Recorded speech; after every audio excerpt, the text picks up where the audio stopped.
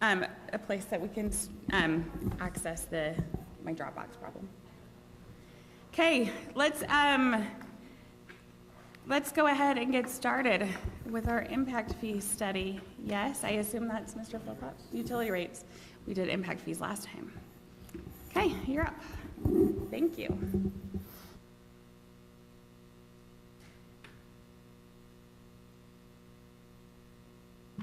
Good evening. Thank you for having me again. Yes, this evening we're going to review the utility rate models and the updates we've made as a result of some assumption changes.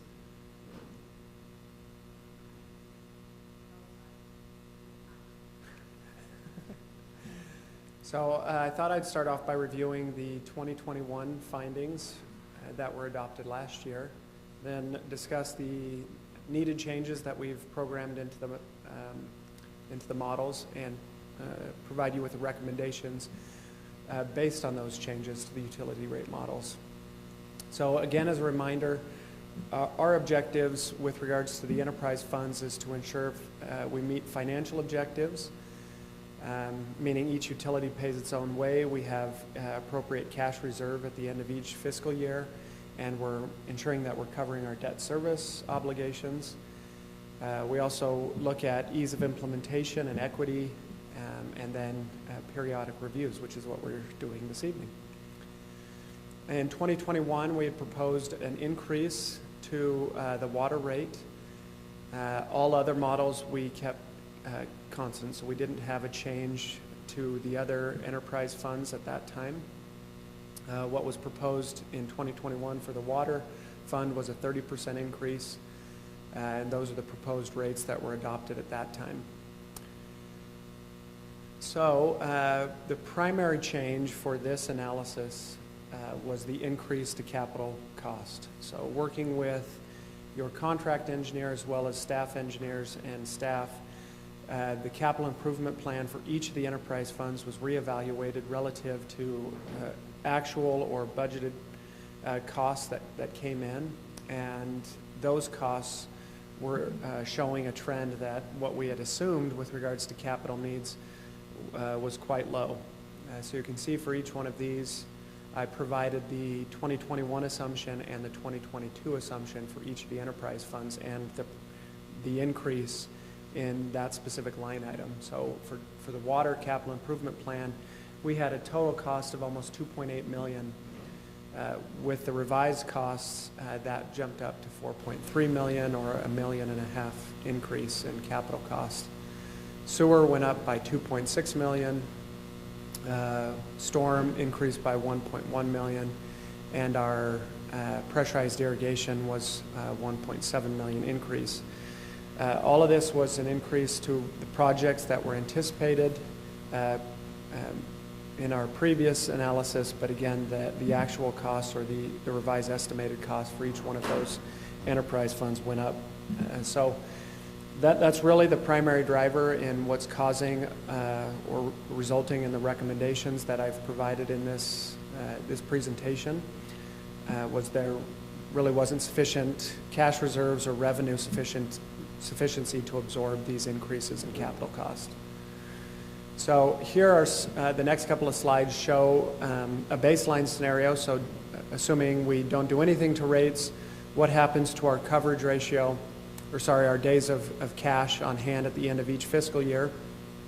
And then a scenario where we adjust the rate increase to mitigate that potential impact. So if we do nothing on the water enterprise fund, it goes negative. So it doesn't have the cash reserve or the annual operating budget to fund that increased capital cost. So the scenario that we looked at was an upfront rate increase to basically produce a slightly positive fund balance at that pinch point starting in next year and in 2024, and pulling us out of that. So you can see at a 45% increase, with a base rate going from $15.91 up to $23.07, we prevent the fund from going negative, and you actually climb out of that and have a cash balance that exceeds the target amount. This highlights one of the challenges with a pay-as-you-go approach. So a pay-as-you-go approach is saying we're going to raise enough revenue to fund our capital projects in the year that they occur, rather than an alternative mechanism like bonding, for example, or some sort of debt where you amortize that cost over a longer period of time. It smooths that curve out. When you use a pay-as-you-go approach, often you have to program an upfront rate increase, and depending on your capital costs, that upfront increase can actually generate positive fund balance or exceed your target amounts in future years. I guess what I'd also caution, however, is we've made assumptions with regards to future capital investment in the 5th and 6th and 7th years. My recommendation is that as you get closer to that, then you'd reevaluate and see the trajectory of your fund balance and reevaluate if future action is needed. And that action could be rate decrease. So some entities have looked at that and said, okay, based on our new pro forma, we can make some further adjustments. Or if the capital plan is reevaluated and there's additional need, then our fund balance may be adjusted downward to continue to support a pay-as-you-go approach for future capital investment. Looking at the other funds, with regards to sewer, with no rate increase, we dip below our target amount and we stay below that target amount. With a 40% increase, again, this is an upfront rate increase across both the base rate and any consumptive or production rates. That allows you to, while you still drop below the target amount, you roughly approximate the target amount at the end of the 5-year planning horizon. So while we dip below, at the end of that period, we get close to that target amount.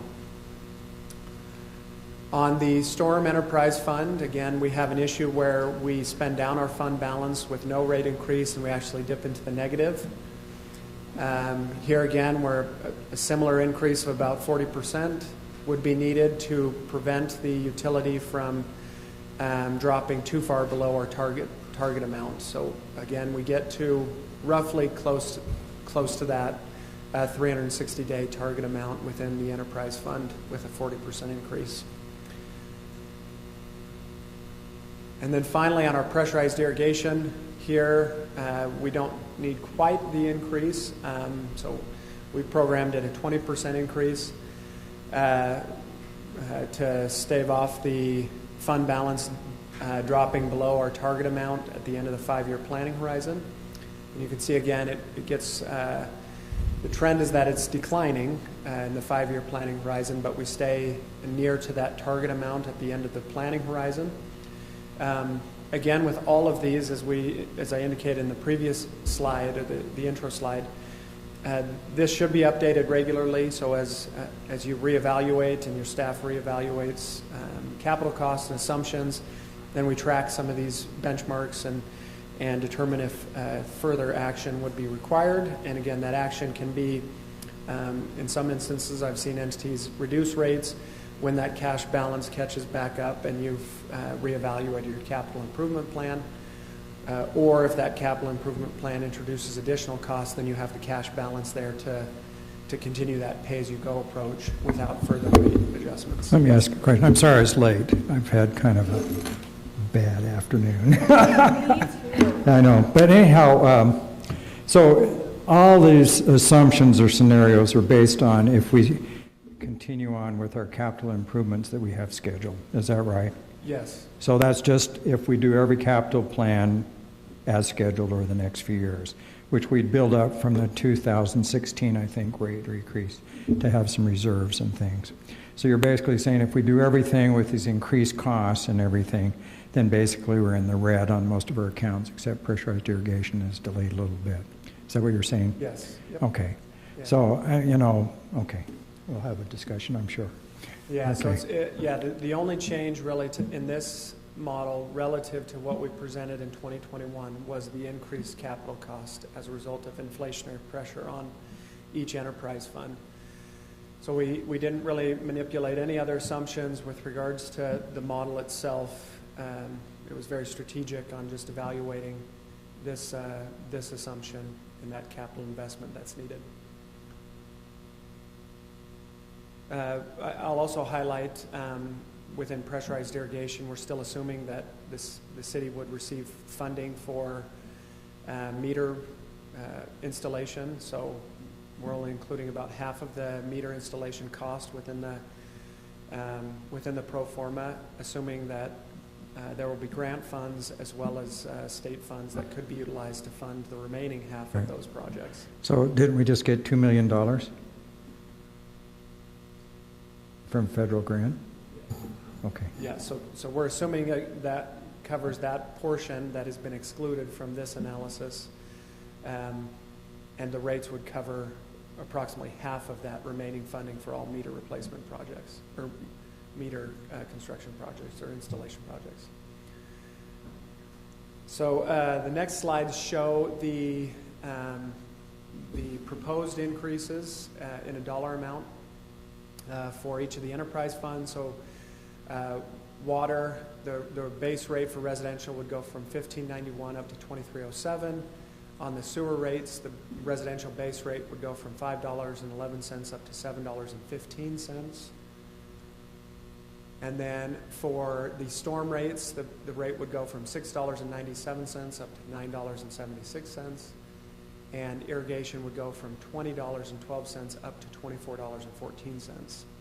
On a residential base rate, the proposed increase for the base rate itself would be approximately $16 across all enterprise funds. So when you add all of those up, the four enterprise funds, it's about $16 increase in the base rate per month. Recognizing that your consumptive rate is also going to go up, and depending on consumption, then the bill would also be affected by that consumptive increase. Did you have a slide on that? Was that up above? No. We didn't pull any customer data with regards to an average customer, but ultimately it would be the same, assuming that your demand remains constant, it'll be that same percentage increase, the roughly 40% increase across the three enterprise funds, with a 20% increase in the storm or the pressurized irrigation rate. So on culinary, though, it's kind of, I think this rate's for the first $6,000 or 6,000 gallons, am I understanding right? And then we increase it so much for the next 10,000.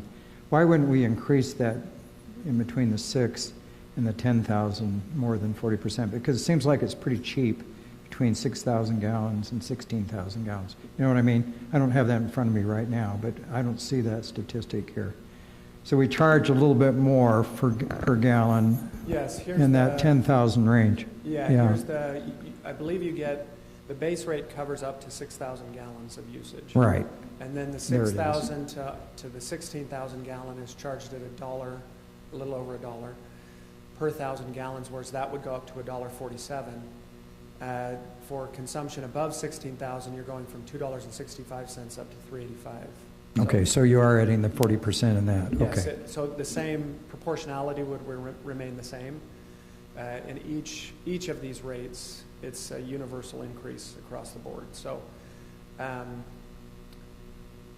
the reality is consumption changes from year to year and will likely continue to change as we experience a drought, for example, and those are other policies that entities are addressing. But yes, we looked at just a straight increase across both the base rate and the consumptive or production rate for each of the enterprise funds, producing the proposed rates that I've showed in these two slides here.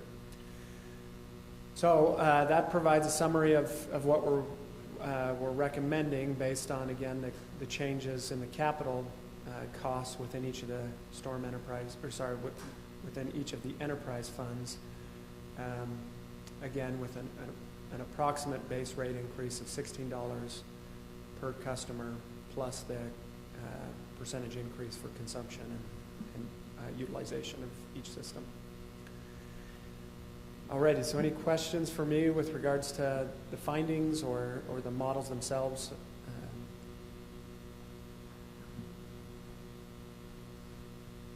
So these two slides would be the primary slides to focus on, which show the rate changes that are being proposed. So, and just making sure we understand, Aaron, this is separate from garbage collection, which is an increase of $5-ish a month too. Just so we're thinking about the whole thing. How do other cities do this? There, actually, many cities are going through this same process and trying to grapple with inflation. Typically, we'll go through rate updates as you have done. I think the challenge that entities are facing right now is just mitigating substantial inflation and trying to, it's difficult to plan for that. Do enterprise funds adjust for inflation at all? Only through this process, or if by policy there's a rate mechanism in place that accounts for an inflationary indices. So, for example, Ogden City established a policy that has a blended inflation adjustment calculation that's based on a municipal cost index and a construction cost index that is evaluated each year. And there's a weighting for those two indices that they've calculated based on the nature of their capital improvement plan.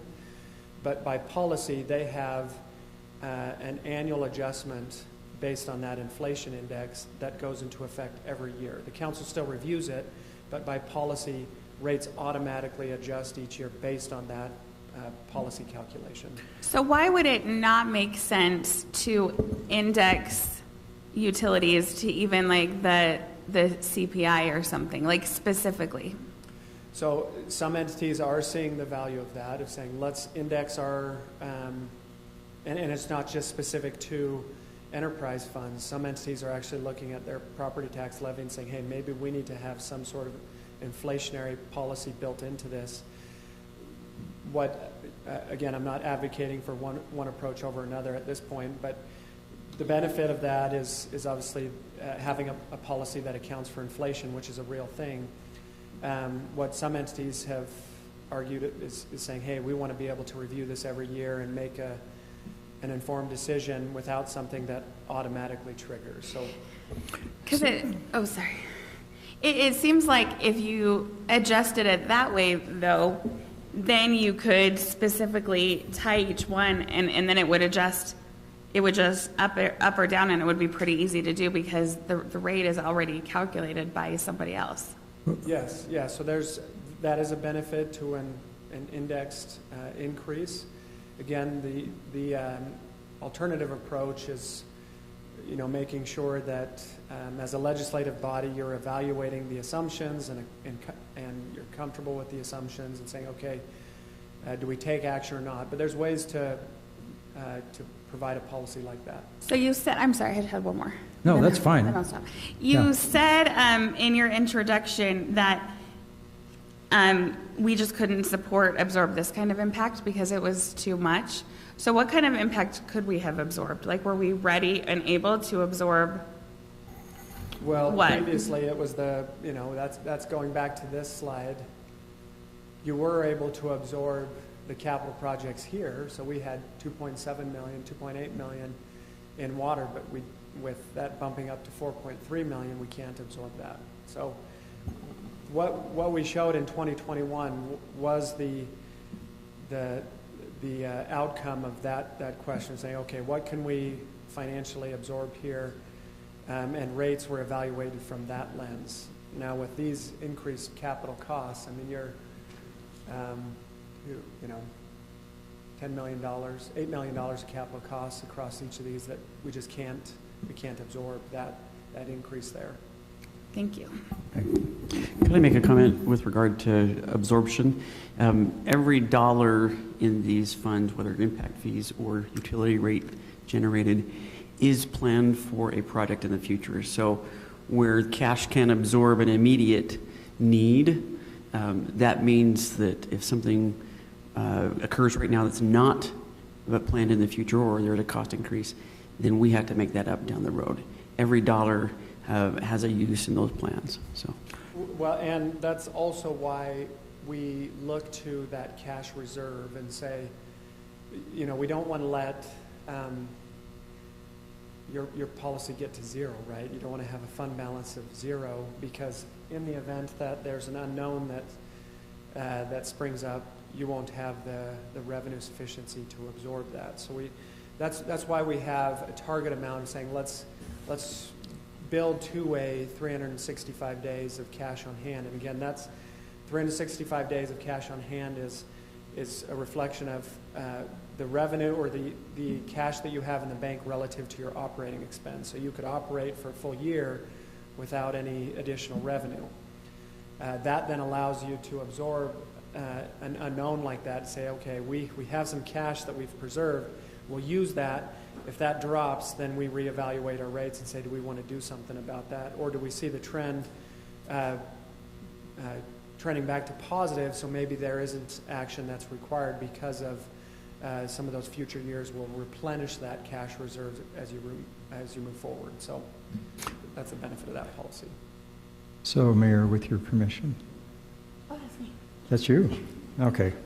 So, the Mayor Pro Tem and I talked about this some, and indexing things according to CPI. I guess the only drawback I see, I mean, certainly it brings up a lot of revenue and reserves and different things, but we're always going to have some inflation. Maybe it's 2% like it's been the last few years. Maybe it's closer to 10%.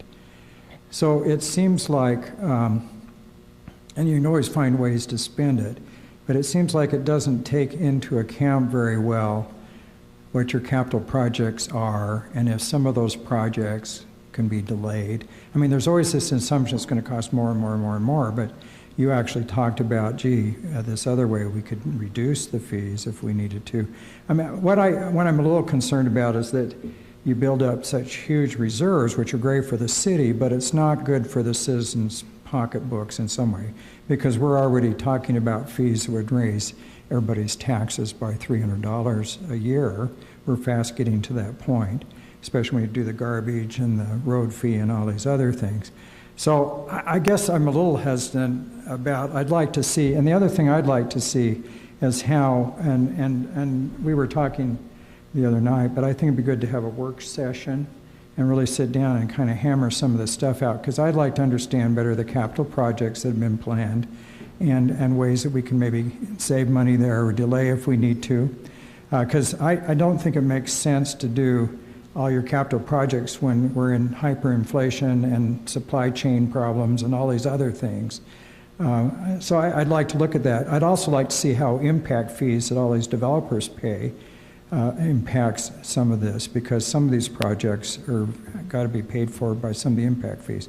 So I'd like to have a work session, if we could, where we can just sit down and kind of talk about this stuff in more detail. Because it's real easy to have a presentation say you just need to raise everybody's taxes, but I'd like to be able to understand it in context. Yeah, I agree. Just a comment on that. The model does account for impact fee revenues. So we did assume the limited development or developable land that you do have, we're accounting for that, and the new impact fees that were adopted relative to that development. So that is being brought into to each of the models. And then with regards to the question on, really I think it's accountability and understanding the assumptions that go into the models. Those entities that are shifting to maybe an indexed policy still go through this exercise of updating the model, discussing the assumptions associated with that, but the policy allows for a little bit clearer path for that increase, to say, rather than sitting on this, and waiting 4 or 5 years, there's a policy in place to adjust rates incrementally every year, but we still have a model that accompanies that type of policy. Or we could do a hybrid. Yes, yeah. So it wouldn't be. I mean, I think it's good to look at these every year and not wait 4 or 5 years, but we just looked at them last year. Yes, yeah. And so we have to make adjustments. But I'm a little uncomfortable with everything automatically going up without discussion. And maybe we're not talking about that, I assume. Yeah, so again, Ogden City, I'll be presenting to them on utility rates for their increases that are being proposed based on their indexed policy, and that inflation index policy, and showing the outcome of the models based on that rate increase, and are we still tracking appropriately? I think there's a way to blend that, to say, okay, what do you want to achieve as a city, and how do we get there? Councilmember Smith, what do you think is the more transparent way to do it? Do you think it's transparent that everybody knows that, like, at this time of the year, we're looking at those again and indexing to inflation or something, rather than have it be something that some years we do something and some years we don't? Do you know what I mean? Well, I like your former. I think it makes sense. I mean, this is the second time in 2 years that we've looked at this, and it makes sense because we've had dramatic changes in the last year with costs and inflation. So I think we just probably ought to set the goal to look at it on a yearly basis.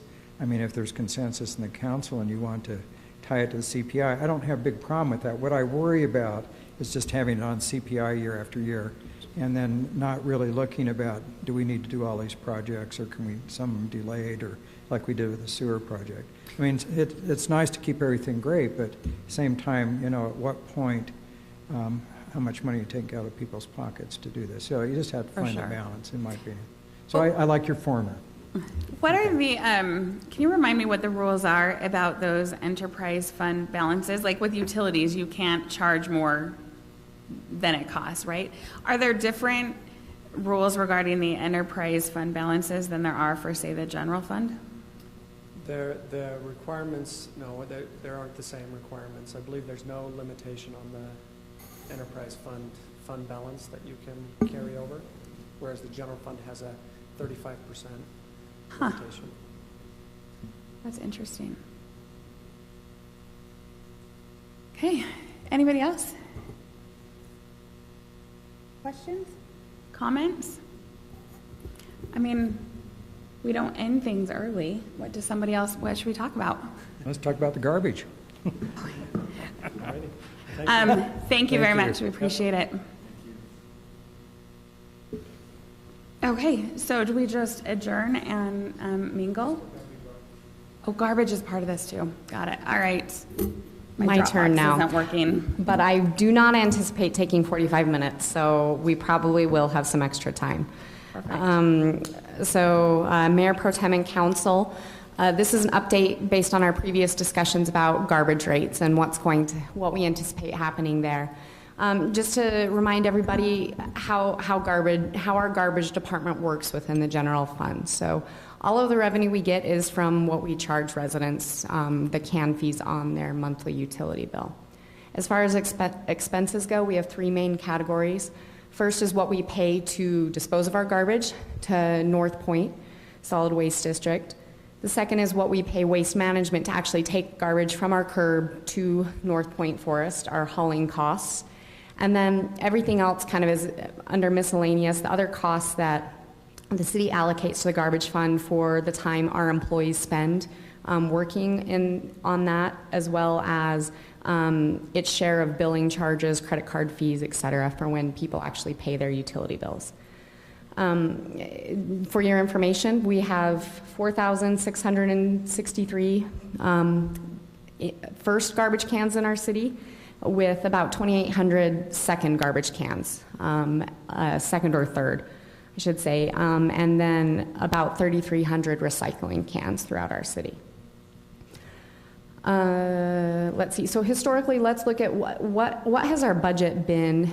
And I only went back 1 year to when we started with waste management, just because things were very different under Republic Services. So a year ago, our revenue, we actually had revenue over expenses of about $64,000, excuse me, which has been fairly common historically. We've done about $50,000 when you look over average over the past few years. Just trying to make sure that we have buffer within that fund, or within that department, I should say. This year, we have not adjusted we did not adjust rates in the previous year, and with the slight increases that we saw, we are at this point projected to be somewhere, we will likely be subsidizing garbage this year to the tune of somewhere between $1,000 and $7,000, so fairly close to breaking even, but the general fund we'll be substituting, meaning that the expenses in the garbage department are going to outweigh the revenue that we anticipate coming there. What's coming next year? So we anticipate about 7% household growth with all of Ridgeview coming online, as well as just kind of the normal growth that's going to happen in the city. In addition, North Point, as we talked about in the last council meeting, we're going to get $1 per ton increase from them. And Waste Management is giving a 11% increase, and their increase is tied to CPI as well as, I'm forgetting the index, in relation to steel and manufacturing and all of the things that go into their costs directly. So what does that do to our can costs? So this is just what it costs us for every single can that our residents have at their homes. So for every first garbage can, it costs us $10.75. For the second garbage cans, $7.49, and recycling cans costs the city $7.18. And again, going back so that's allocating for disposal fees, hauling fees, and then those other miscellaneous costs relative to, like, recycling doesn't pay disposal fees at North Point, but relative to the type of waste we're talking about. So for fiscal year 23, those are the costs. Our current rates do not break even. We actually will be losing rate on every single can every single month between $1.14 and 73 cents, depending on the can type that we're talking about. So in total to our budget, what this means is if we were not to change can rates and we just left them the same, ultimately the expenses to garbage would exceed the revenue by almost by $129,000 in expenses over revenue.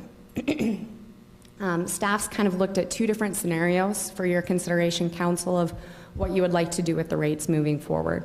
The first scenario essentially just calculates the rates to what we anticipate the can cost being, so a break-even scenario where there wouldn't be any net revenue, but it would just break even, assuming all of our assumptions stayed accurate. The second scenario we calculated was, again, giving a slight buffer for two reasons. Number one, in case any of our assumptions are incorrect or there are increases that we are not anticipating. And number two, to hopefully make it so that we don't have to increase rates every year. Maybe this has been biased a couple of years, and unfortunately there's not really a clear way to know that, especially given the state of the economy. We don't know what inflation is going to do or not do, or where things are going to go. So what would that mean for residents? Again, so in looking at the last two columns, the break-even scenario, again, if we were just charging exactly what we anticipate the cans costing us, if residents had 2 garbage cans and 1 recycling can at their house, it would mean $2.79 per month increase. If they, on the second scenario, if council wanted to give a little bit of buffer room, then it would mean a $3.91 cost per month increase. Again, if you had 2 garbage cans and 1 recycle. So that will differ depending on each home and what people have, but the typical home would be under $4 increase per month. So ultimately, council, I really, do you have questions about what questions do you have? I have a question. So a couple of slides back, you showed the growth, and you had a cost, so 7.2% annual household growth, and you put a cost to that. Wouldn't that also have some additional, like they're going to pay for garbage when they come in, right? Absolutely. Has that been taken into account with these numbers? Yes. The problem is, I mean, at where we're at currently, growth actually hurts us because that means that every single can, again, is costing us more per month than we're actually getting in revenue. Okay, thanks. Right, a little bit. Can you, and I'm sorry I had to walk out for a minute, but Can you tell me why waste management needs 11% more? Can you break that down? Ultimately, it's due to their inflationary costs. So, for example, steel, as you know, as many of you have heard, is out of control increasing, and steel goes into making garbage trucks. It's a lot of the same increases that we're seeing that Fred just spoke to in terms of construction industry. As those costs increase, they impact a company like Waste Management, who has a lot of trucks on the road, or the fuel costs. All of those impact Waste Management, and contractually they pass that increase on to us. So I can understand fuel costs, but how often do they replace their trucks? That is a question I cannot answer. Because the steel is on the trucks and things. I just think I think we have to be careful, because we just got this contract with them, and all of a sudden they're jumping it up, and they actually are probably up to what Republic would have charged us. And so I just like to see some of the cost breakdowns a little bit on some of this stuff. Fuel, I understand, but why the cost is still, if they're replacing all their fleet, I don't know. I just hear so much supply chain and all this stuff, and then all of a sudden, everybody else has to pay for it. I'd just like to know, because they didn't anticipate all of this either. And, right now, we've already got what we'd need to raise from everybody in the city up to $300 a year for just all these fee things we're talking about. That's almost as much as some of our older residents pay in property tax. So I just think it'd be nice to be able to explain the costs better. I understand the one at Waste Management, it was MBI, and we had to raise things by $1 down there. But Waste Management wanting 11.1% raise when the cost of living is less than that, I'm just curious. I have a question. Yes. Oh, sorry. How can they raise the rate when it's a contract? Isn't that the purpose of a contract? The contract says they get to raise the rate. Why do we sign the contract? It's built specifically into the contract that they can raise it based on a national, like the CPI, the Consumer Price Index. It's tied to there's two specific industries that it's tied to, and I think Aaron's looking up the contract right now, where basically they get to adjust the rate based on those average adjustments nationwide. The CPI isn't 11.1%. It's not the CPI. It's another national rate. It's not the Consumer Price Index. It's an industry-specific one. And Called whatever the heck we want? Is that what it's called? No. I mean, I understand that it's tied to something that they can justify, but So when we did the garbage rate, each contract that was proposed to the council had an escalator clause in it tied to whether it's recycling CPI or other types of CPI. Not CPI, but whatever the escalators were in. They, for example, Republic wanted us to take all the risk for recycling. And so that would adjust up and down, and eventually council decided that this was the best option. So, Rob, could you pull up that contract and let us just maybe understand that portion better? I'm looking through their increase at the moment, and so CPI was 3.6%, but then they talk about, the second portion is what they're calling the extraordinary adjustments, which include steel pricing, which they're saying has increased 200% over the past 12 months for their vehicles, labor shortages, which have doubled, collection costs because of labor shortages have doubled since 2020. Fuel increases have increased by 60%, and the resin needed to produce the carts, the toters, have increased 50% in the past 2 years. So those are the things that they quoted to us in our annual letter we get from them, saying here's the cost increase based on our contract. But again, I'm pulling up the contract right now as well. Okay, that's helpful.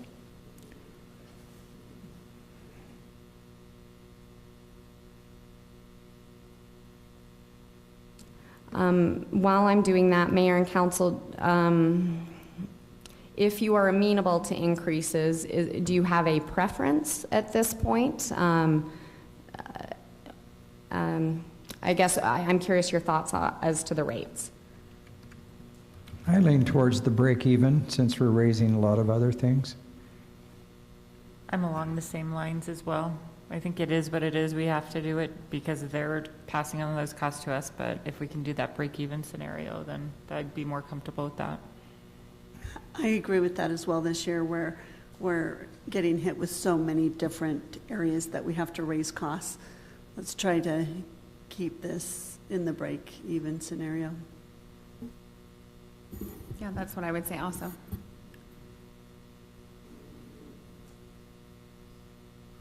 So what you're going to see in the tentative budget tonight is not final because I didn't have final numbers from Waste Management or North Point at the time that I submitted final numbers to the Finance Department, but we will put in those numbers based on the break-even scenario for the final budget. So the contractual, it is the average consumer price index for all urban consumers, water and sewer and trash collection services. So a national statistic on CPI costs for those services as published, and it goes on, published by the Bureau of Labor Statistics for the prior 12 months. So that is what the rate is adjusted based on. And I guess the description from them is explaining why the CPI adjustment is as high as it is.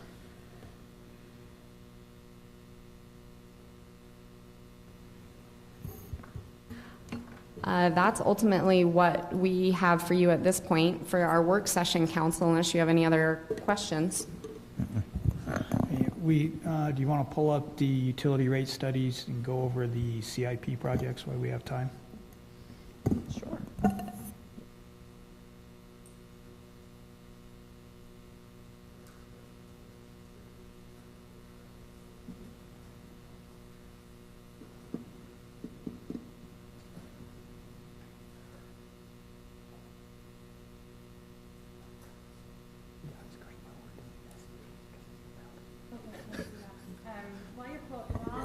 While you are pulling that up, I'm going to do something unprecedented, and Councilmember Smith and I would like to add an agenda item at the last minute. Are you okay with that? Perfect. I thought you would give us a yes. Okay. So while you're pulling that up, because Scott and I both had difficult afternoons, so this is urgent that we complete this business right now. I know. Are you ready? We're not naming a street after Okay, Brittany. you know what? So in the city code, it says, the mayor pro tem who shall have all the powers and duties of the mayor during his absence or disability. I believe he is absent. Also, it says any day designated by the mayor as a holiday will be observed. So in my capacity as the mayor, since we do not have a mayor, I would like to issue an official proclamation written by my daughter earlier today. Are you ready? Okay. She's very good at proclamation writing, which I did not know.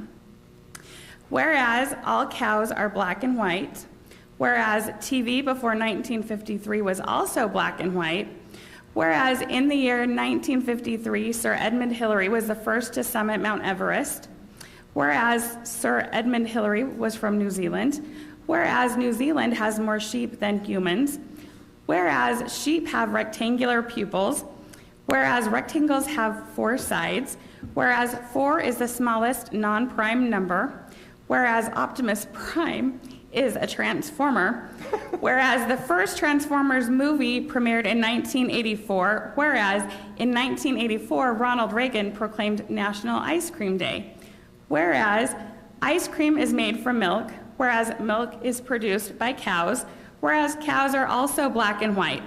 The evidence hereby presented does call this city to action to establish our own ice cream day. Furthermore, the first printed ice cream advertisement was published in May of 1777, whereas each American citizen consumes on average 22 pounds of ice cream each year. The date of May 17th, 2022 is the most statistically relevant day corresponding to the history of ice cream and is hereby declared Highland City Ice Cream Day. Councilmember Smith, where's the ice cream? Okay, so what I didn't know is you don't have a freezer in your fridge, so we need to eat this. I was supposed to check on, but I had my own problems this morning, so it didn't happen. It's the bottom freezer.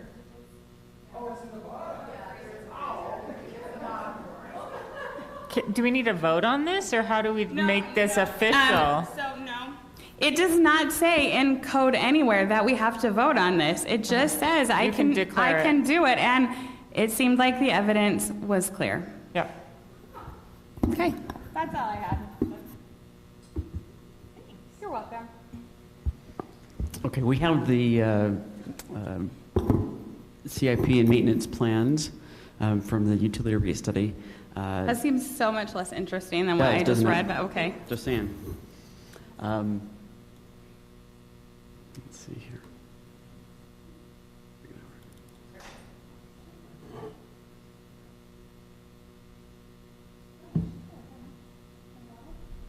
Wow.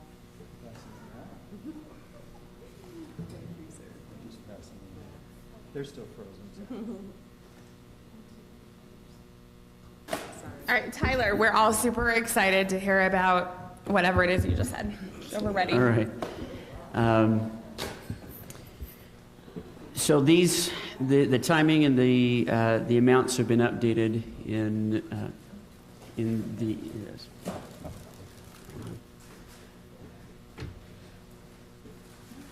This is a bottom freezer. I was looking for a top one. It was not my best day. That wasn't my best day either. Now you gotta have one of these. Yeah, they're still frozen solid. We're totally listening, even if it seems as if we aren't. We are listening and attentive and interested. Okay, so the utility rate study goes through and includes year-by-year maintenance as well as capital projects. So here on the screen in front of you, in not very large font, and a lot of data there, understand, apologize. Looking here, you see capital projects towards the lower half of this page. Are there any particular projects you'd like us to go through each one, give you a brief description, or? Can you make it larger? Yep. We'll have to do some scrolling there. That maybe Andy, you could chime in here. We have well house replacements, well number 5 modification. Provide some background on those. Okay, so we're stepping through the culinary water. So some of these, you'll look and there's target years on them. So we zoomed it up enough so that you can see, the writing here. But so the critical ones I'm going to go through. We've got well house number 1 replacement. We need to upgrade the well house, and I'm not going through any of these in a particular order other than what they're written on the page, if that makes sense. So we need to, we'll start with PRVs actually, sorry. Those are farther out. Never mind, we'll go with well 1. So we need to reconstruct the well house at well number 1. Again, that's 2031 project. It's out there a ways, but that's to accommodate our chlorination. So we need to, that well house is fairly old, and we need to be able to add the chlorination facilities there. Well house number 3 replacement we actually completed last year. So that one is done. That one was the new well house at number 3. We have a problem with well number 5 where the water cascades inside the well and picks up air, and so while it's not dangerous, our consumers are worried about it because they feel like their water it comes out cloudy out of their tap. And so that well right now to us is, while it's we could use it in an emergency. We don't use it in any of our production right now because, once we put it into service, people think that there's a problem with the water because it's cloudy. So that's a big one for us. I'm going to skip the VFD replacement in the booster stations. That's basically new pumps in the booster station. We do have to do a Scada system upgrade. Actually, we have to do that sooner than 2030. We actually have to do some of that next year in our budgeting next year. Scada is the software and system that we use to allow us to monitor our well houses and wells and tanks remotely, essentially, and have automated alarms and automated systems that kick on pumps when they need to come on. Well house number 5 has got a planned replacement as well. Again, part of the upsizing and in improving our well houses and upsizing so that we can chlorinate the water in the cities. Our big one right now that we're working on is, as you know, we've just finished drilling well number 4, but we have a very expensive 2-foot piece of pipe sticking out of the ground that we can't yet use. And so the other half to that is we have to build the well house now, equip it with the new pumps. So that's one of our most expensive and most urgent near-term needs. As we've talked about, we need to, again, extend our chlorination through all of our facilities because right now we don't chlorinate our culinary water, which is very nice in one regard, but the problem is, and the reason why we want to chlorinate is because if we were to get bacteria into our system, we don't have a way to control that other than, when we've had emergencies, we've had to add chlorine to our water tanks, but that's a very less precise method, but it's all we can do right now. And so we want to get to the point where each of our well houses and facilities are equipped to be able to chlorinate the water, and then we chlorinate to the state limits, but that allows us to keep any potential outbreaks in check, if you will. So we haven't been chlorinated for 43 years. Right. And we're not chlorinating any water now, but some of the new wells are fit for chlorination. The ones that we've rebuilt, number 2 and number 3, are now outfitted such that we could, if you will, plug in the system to then chlorinate. But we need to be equipped so that we can chlorinate on any of our facilities. Because as you know, we rotate our wells and we bring additional wells on, et cetera. So before we start to chlorinate, we're going to need to have them all equipped to chlorinate. So I'm sure all of our wells get tested frequently. Have we ever had a bacterial problem? We have. I've understood in the past we've had to what we call batch the tanks. We have had some boil orders, I think, up at Viewpoint. So yeah, we have had some problems. And when we batch the tanks, it's less scientific, right? We're kind of just pouring chlorine in the tank, so to speak. And so the chlorination through the actual wells is a lot more scientific, measured, better. The batch the tanks is the emergency fix. Maybe explains a lot. That would be a point. One of the things we've been told by the state as relates to chlorination is that if we're proactive, the requirements are less than if we're reactive. If we fail a bacterial test, then there'll be a lot more additional requirements. And one of the things also is, when Highland started out, it was a fairly small community, and when people were digging in the road, doing things with water systems, more or less, those that ran the water system had a handle on basically what all was going on in every part of the town, right? They were making the loops and trips through the town. Now that we've got 21,000 residents, our ability to know what's happening on every street all the time is less than it once was. And so your exposure, your risk goes up. Now, we should know, and we try to stay on top of that, but it's a lot harder to keep on top of 21,000 people than 5,000 people, if you will. And so our risk and our exposure for potential problems is just greater with a greater population. Some of these are fairly far out, like the Viewpoint and Beacon Hill Booster Station replacements. The Knight Avenue transmission line was already done. That one's done. But those are some of our major projects in culinary water. If you boil it down to the ones that are in the near term, we talked about all of them. It's fixing well 5 so that it's a functional well for us, and it can actually feasibly be put into the system. I mean, we can get it in the system, but right now it's not much use to us because we don't dare use it.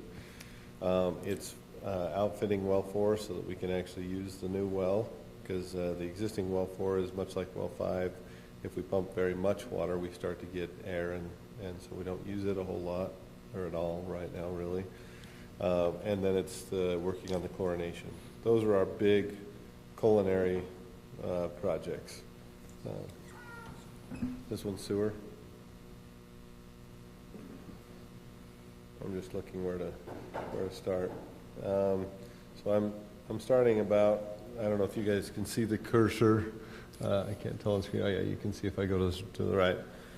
So we're just currently finishing the gravity flow project to eliminate the Victor View lift station. So again, that was 2021 scheduled project.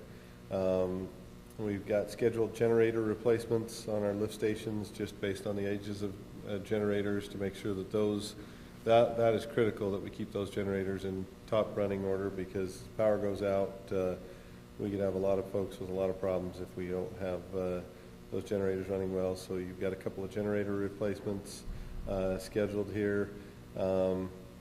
Then we've got the pipe rehabilitations. That's happened the last couple of years in Pheasant Hollow and Hidden Oaks, where we go in and we line the existing pipes.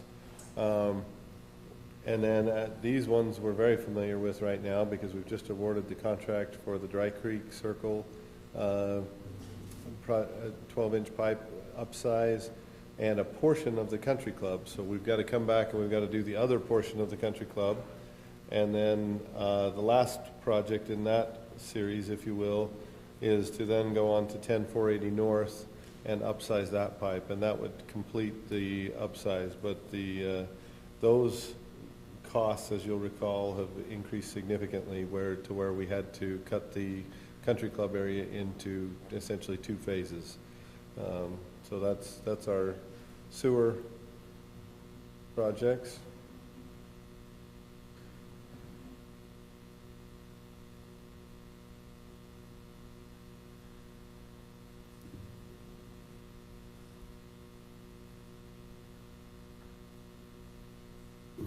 There we go. That's kind of our PI area.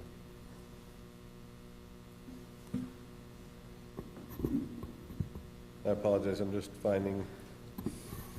make sure that we're talking about our current ones, because in all these studies, the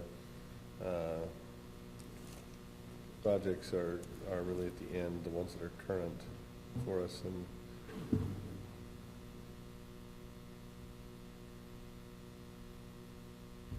they're hiding from me. They're up the page. Apologize. Well, there's one of them. Oh, there's our booth. New Murdoch pumping station.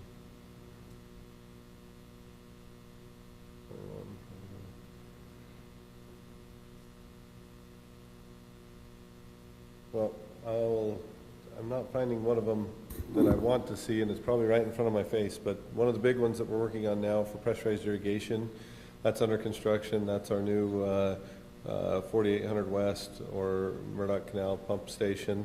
That's underway. That's will be done hopefully in time to right now it looks like we'll be on schedule, but we want that on time to help us in the later summer this year.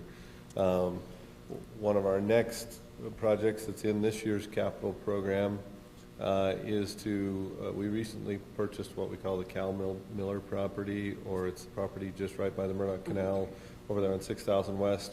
One of our next need will be to put that property to use and build the pump station there. Because again, what we're trying to do with all these pump stations is we're trying to get to the point where we have a lot of water that we have in Deer Creek, but right now we have had in the past the ability to use Alpine and Cedar Hills as capacity in the Central Utah pipe system. Alpine is beginning to use their capacity this year, and so and Cedar Hills is using theirs more and more. And so while we've had the ability to draw 17 cubic feet per second there, now we're going down to where we can only draw, I think our allocation's 8, but I could be slightly wrong out of memory. And so we're needing to build additional ability or pump stations to where we can pull water out of the Provo River pipe system to then get it into our system. And especially in those hot peak July days when American Fort Canyon is down to very little flow, that's where we need to be able to pull the predominant part of our flow from the Provo River systems. And so those two pump systems combined, the one that we're building this year, the one that we hope to build this coming year, will help us to deal with those July days, because in the past we've used that Central Utah capacity to get us through, but we've lost or are losing that ability as the other communities begin to use their capacities there. So those are very critical. Another project that's in the very near term is the mouth of the canyon pond expansion, and I just had it there, and it's hiding from the upper pond expansion. Where the goat lives?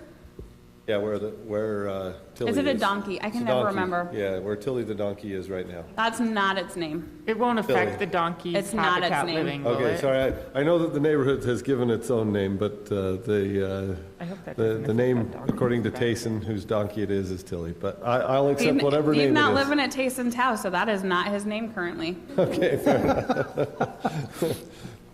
So one of our projects after these pump stations is to then expand that pond so we can have additional storage capacity to give us the ability to, again, deal with the peak days better.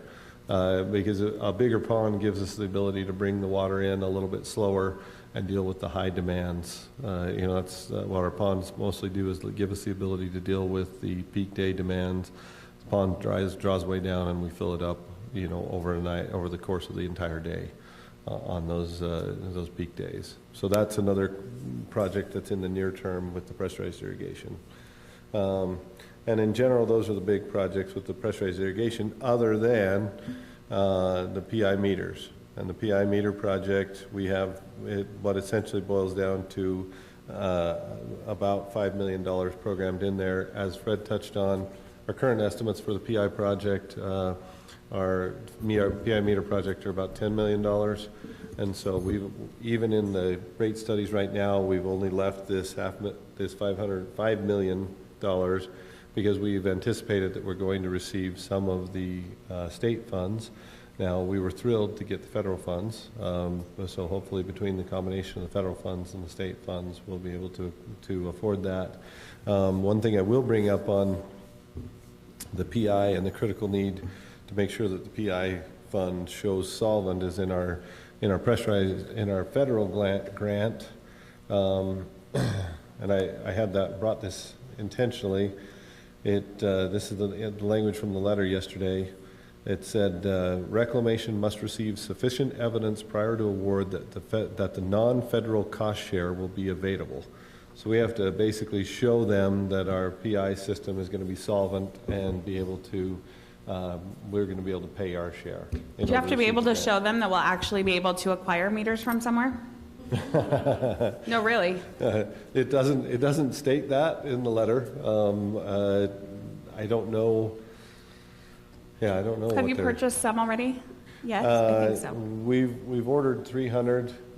We were queuing up an order for our total package, but we have to be very careful now that we know we have this federal grant that we work with them so that we don't order too early, because they do have some expenditure limits on us, meaning we can't, money that we want them to participate in can't be spent before the agreements are signed. Okay. So the state was less, we talked to the state, and the state was a little looser, if you will. State was kind of like, we know you're going to spend this money, whatever you spend, we'll start counting. But the federal is a little more rigid. So we have to be real careful there. Crazy. So can we require the federal government to be solvent? I cannot do that by declaration, I'm sorry. So, but anyway, so there's one more wrinkle, but we are thrilled with the opportunity to receive that grant. I know there's been a lot of anticipation that we'd be able to get some assistance on those, and so we're glad that we're able to get that one first half, and we're hopeful for some of the state assistance as well. So, with that, there's less to go through on the storm drain. We're almost to 7:15. I don't know if you want to skip the storm drain for tonight, and then we can answer storm drain in a future meeting. I think we wanted to do a work session on all this stuff to better understand it before we have to pass the final budget. Yes, I think we'll be talking about that in the next little bit. Was that it, Andy? Do you have other? I think That was for enough. right That was now, plenty. given that we're at 7:14, we'll probably cover whatever else you'd like in the work session, in the forthcoming work session. Perfect. Then do we need a motion, Nathan, to adjourn the work session? Let's have a motion to adjourn the work session and take a 1.5-minute break before the regular session. I'll second that with a 2-minute break. Then you change the motion, so now we have to start over. Sorry, Tim, did you want 5 or 2? I move we close the work session with a 4.5-minute break. Oh my gosh. I'll second that. Okay. All those in favor? I would like to make amendment to that. No, go ahead. Okay. So much for my break. All right. We'll be right back in 4.5 minutes or sooner.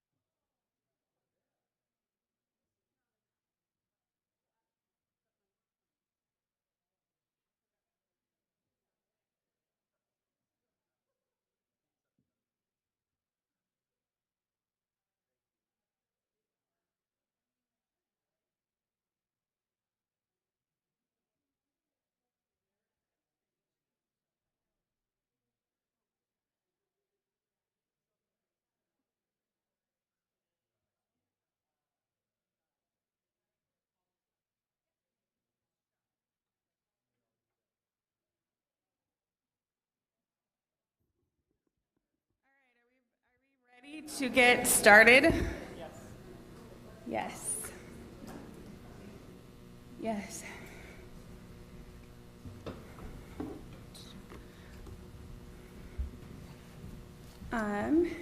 Let's see. Welcome, everybody.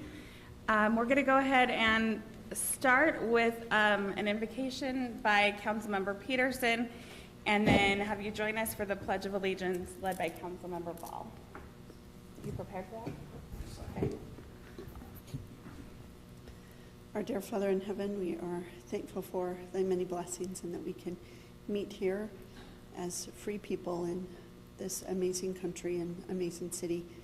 We ask thee that thou will be with us to inspire us and to lead to good decisions and constructive dialogue, and that we might be able to continue to have a blessed place to live. And we say these things in the name of Jesus Christ. Amen. Amen. Please stand and join me in the Pledge of Allegiance. I pledge allegiance to the flag of the United States of America and to the republic for which it stands, one nation, under God, indivisible, with liberty and justice for all. Okay, y'all may have noticed we were doing things a little bit different today. We don't normally serve ice cream, but Mayor Osler is out of town, so I'm the mayor for the day. And I read in the city code that I can declare holidays, so I declared this Highland City Ice Cream Day. So that is why we're doing that today. So if you come next time, I mean, that probably won't be a thing, I would say. Maybe. We'll go ahead and start out with unscheduled public appearances. If there's anybody here who would like to comment on anything that is not on the agenda, except for the budget, because we will have a public hearing for that later. So if anybody would like to comment, go ahead and come on up. Go ahead, turn the microphone on, tell us your name and where you live, and we'd love to hear from you. Is it on or I don't know how to turn it on. If you push the green button. It's on. It's okay. Okay, I'm Haley Boardman, and I live on Country Club Drive, the east side of the entrance to Alpine Country Club. The issue that we're having on our street that I think has been an issue for a long time is that it is the entrance to the Alpine Country Club. And so that brings in a lot of traffic on our road, and we have now 24 kids living on our road. The summer brings a lot more golfers and a lot more staff, and we have had incidents that are scary. So basically our goal is to make our street safer with the traffic that the golf course is bringing in. And we did have a really scary incident yesterday. My daughter was in the road, and a car came inches away from hitting her and killing her, and that was very scary. And unfortunately, that is not an isolated event. It's happened a lot on this road. Basically, we have talked to the local authorities, the police, and they have dropped off a temporary speedometer many times. We've talked to the golf course, and we're all in agreement that we all want the same thing, which is this road to be safer. Also, what we've heard from the police and the golf course manager is that the council is the only one that can do something, that they are unable to. So we are here pleading to make our kids safer from you, and we are so desperate that we will pay for it. We will pay for it. All of the neighborhood is in agreement that we will pay for. We just want something to make the kids safer. We have 24 kids, most of them elementary age, that are going to be out this summer, and we try our best to not let them get in the street, obviously, but sometimes a kid will go on the street, and with the increased traffic with the golfers, sometimes they're speeding. So what we're asking is to have a deterrent to speeding. On the west side of the golf course entrance, there are two solar paneled speedometers that flash the speed limit, or the speed that they're going, and then they have the speed limit underneath them. There are two of them on the west side. So we're asking for if we can get that, or if we can get, I know that we've met a lot of resistance with speed bumps or a dip, anything, we would greatly appreciate it. And we have several people from the neighborhood who you're probably going to hear from, because we have so many kids now that live there. One of the kids being disabled. He should be getting a sign out front of his house soon. But yeah, we really just want to keep our streets safe. Okay. Can I ask Yeah. a question? So what do you suggest? We would love, probably our first thing we would like is like a dip or a speed bump. But if we can't get that, we would love to be equivalent to the other side of the golf course that has 2 of the speedometers that are permanent, that seem to deter some of the speeding. And maybe we could receive guidance from the council if you have better ideas, really anything to make our kids safe. We're worried about our kids. Thank you. Let's go ahead and hear from whoever else is here, and then I think we can maybe offer you some ideas as well. So come on up if you have something to say. Remember, if you're here to repeat what somebody else is saying, you can just say that you agree so we can see you're here in support of that also. Thank you. Hi, I'm David Brazil. I'm here to talk about some ideas about preventing graffiti, like through murals. Have we talked about that? Oh, I've talked about this. I love it. Tell us what you know. I just know that it can prevent graffiti, like under the bridges and stuff. If we have like murals there, maybe we could have some kind of contest or something, art contest to make something beautiful instead of paying the money to paint over it and over it. I think this has probably been discussed in the past. I'm not sure what has come of it or anything. So I don't know if you guys have heard anything about that or discussed anything about that. I've actually done research on this, and it's a huge deterrent when you do a mural like that, and I love the contest idea. I think that absolutely it's something that we should do, and I've talked to staff about this, so I think you coming here and supporting that idea is great, and I'm hoping that maybe working with staff we can get something going this summer. Thanks for coming and mentioning that. You're welcome. Yeah. Thank you. That's all I had. Okay, thank you. Anybody else? Yes. Welcome to Ice Cream Day. Thank you. I had to wait until I was finished before I could begin. So. I understand. How it's tricky. My name is Ted Cannon. I also live down the street from Haley, and I wanted to add a couple of thoughts on that. I am a civil engineer that works locally in Pleasant Grove, actually specifically in traffic. So while I'm sure you guys have plenty of ideas, I thought that you may be curious to see what I found in 2 hours worth of brief research of what we've got. I thought that rather than, it's easy to start pointing fingers about who should be responsible for safety in the neighborhood, but I thought it would be interesting to check out the existing transportation plan for the city. You may find it interesting to know that the Highland City General Plan update, which is what we have instead of a specific transportation plan, turned 14 this February. So it's due to be looked at again. And at least from my experience, we've been working with cities to keep those current as often as every 4 years. I could not find a comprehensive classification map, and so from what I could tell, the Country Club Drive is just classified from that plan as a local subdivision street.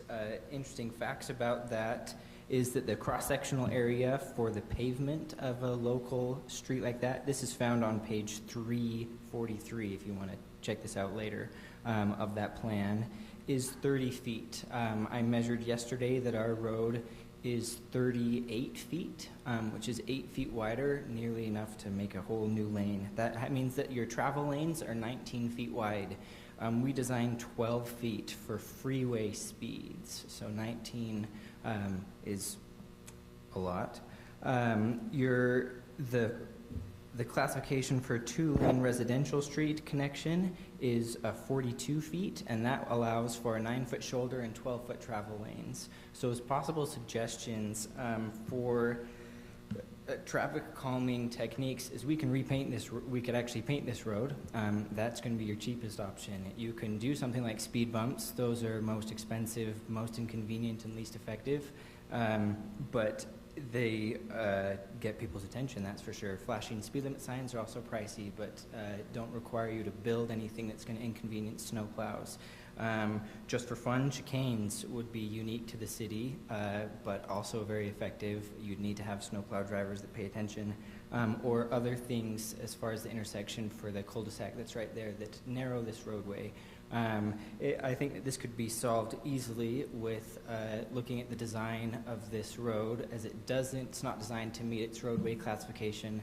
And a reason that I've been told before from the city is that because it's not classified as a connecting or as a residential connector, it doesn't justify the budget of one of those speed limit signs, but it is the size of a residential connector, and which means people are going to drive that way anyway. It's a common knowledge in the traffic field that plenty of space, wide road, people drive faster. You make it narrower, people drive slower.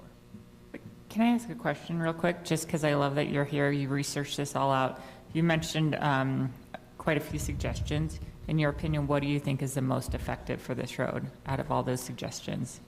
If you were game, chicanes would be interesting. They're probably the least known. That involves basically adding physical features that make it so the roadway is not necessarily perfectly straight. It would cause drivers to have to make at least one or two movements, and that can be done with striping, although you can just drive over it. Often it's done more with a raised curb type feature, and that can be done decoratively to make it pretty. That can be done just as, again, raised curb and sort of thing, and it would still, you'd have a gap for the gutter and stuff like that. I think personally, if we're being super budget conscious, it would not cost a lot to paint parking lanes down the street. And if you did, if my math's right, if you did 8-foot parking lanes, you'd still have enough for 11-foot travel lanes. I could have messed that up, but. Thank you so much. That was really effective. Okay, thank you. I take that to death. Anybody else? I have a question for Rob really quick, if that's okay. Let's get through the public comments, and then I bet we will have lots of questions. Okay, because related to the traffic. My name is Andrew Rodriguez. I also live on Country Club Drive. I didn't do as much research, and I'm not an engineer, so that was great. But I am a concerned father, and my kids play down the street, and it's an affluent area, so there's a lot of teenagers that drive cars, and they're not always as safe. There's a reason why insurance is more expensive for anybody under 25, and there's a lot of people in our area that drive cars pretty fast. So I'm sure that the traffic signs are expensive, but as I'm in total agreement that I would be willing to pay for whatever it costs. I'm sure our neighbors would as well. So if there's anything that we can do on our street that would help speed this process along, I'm all for it. And I'm just here to express my concern as a father. Thank you. That's it. Thank you.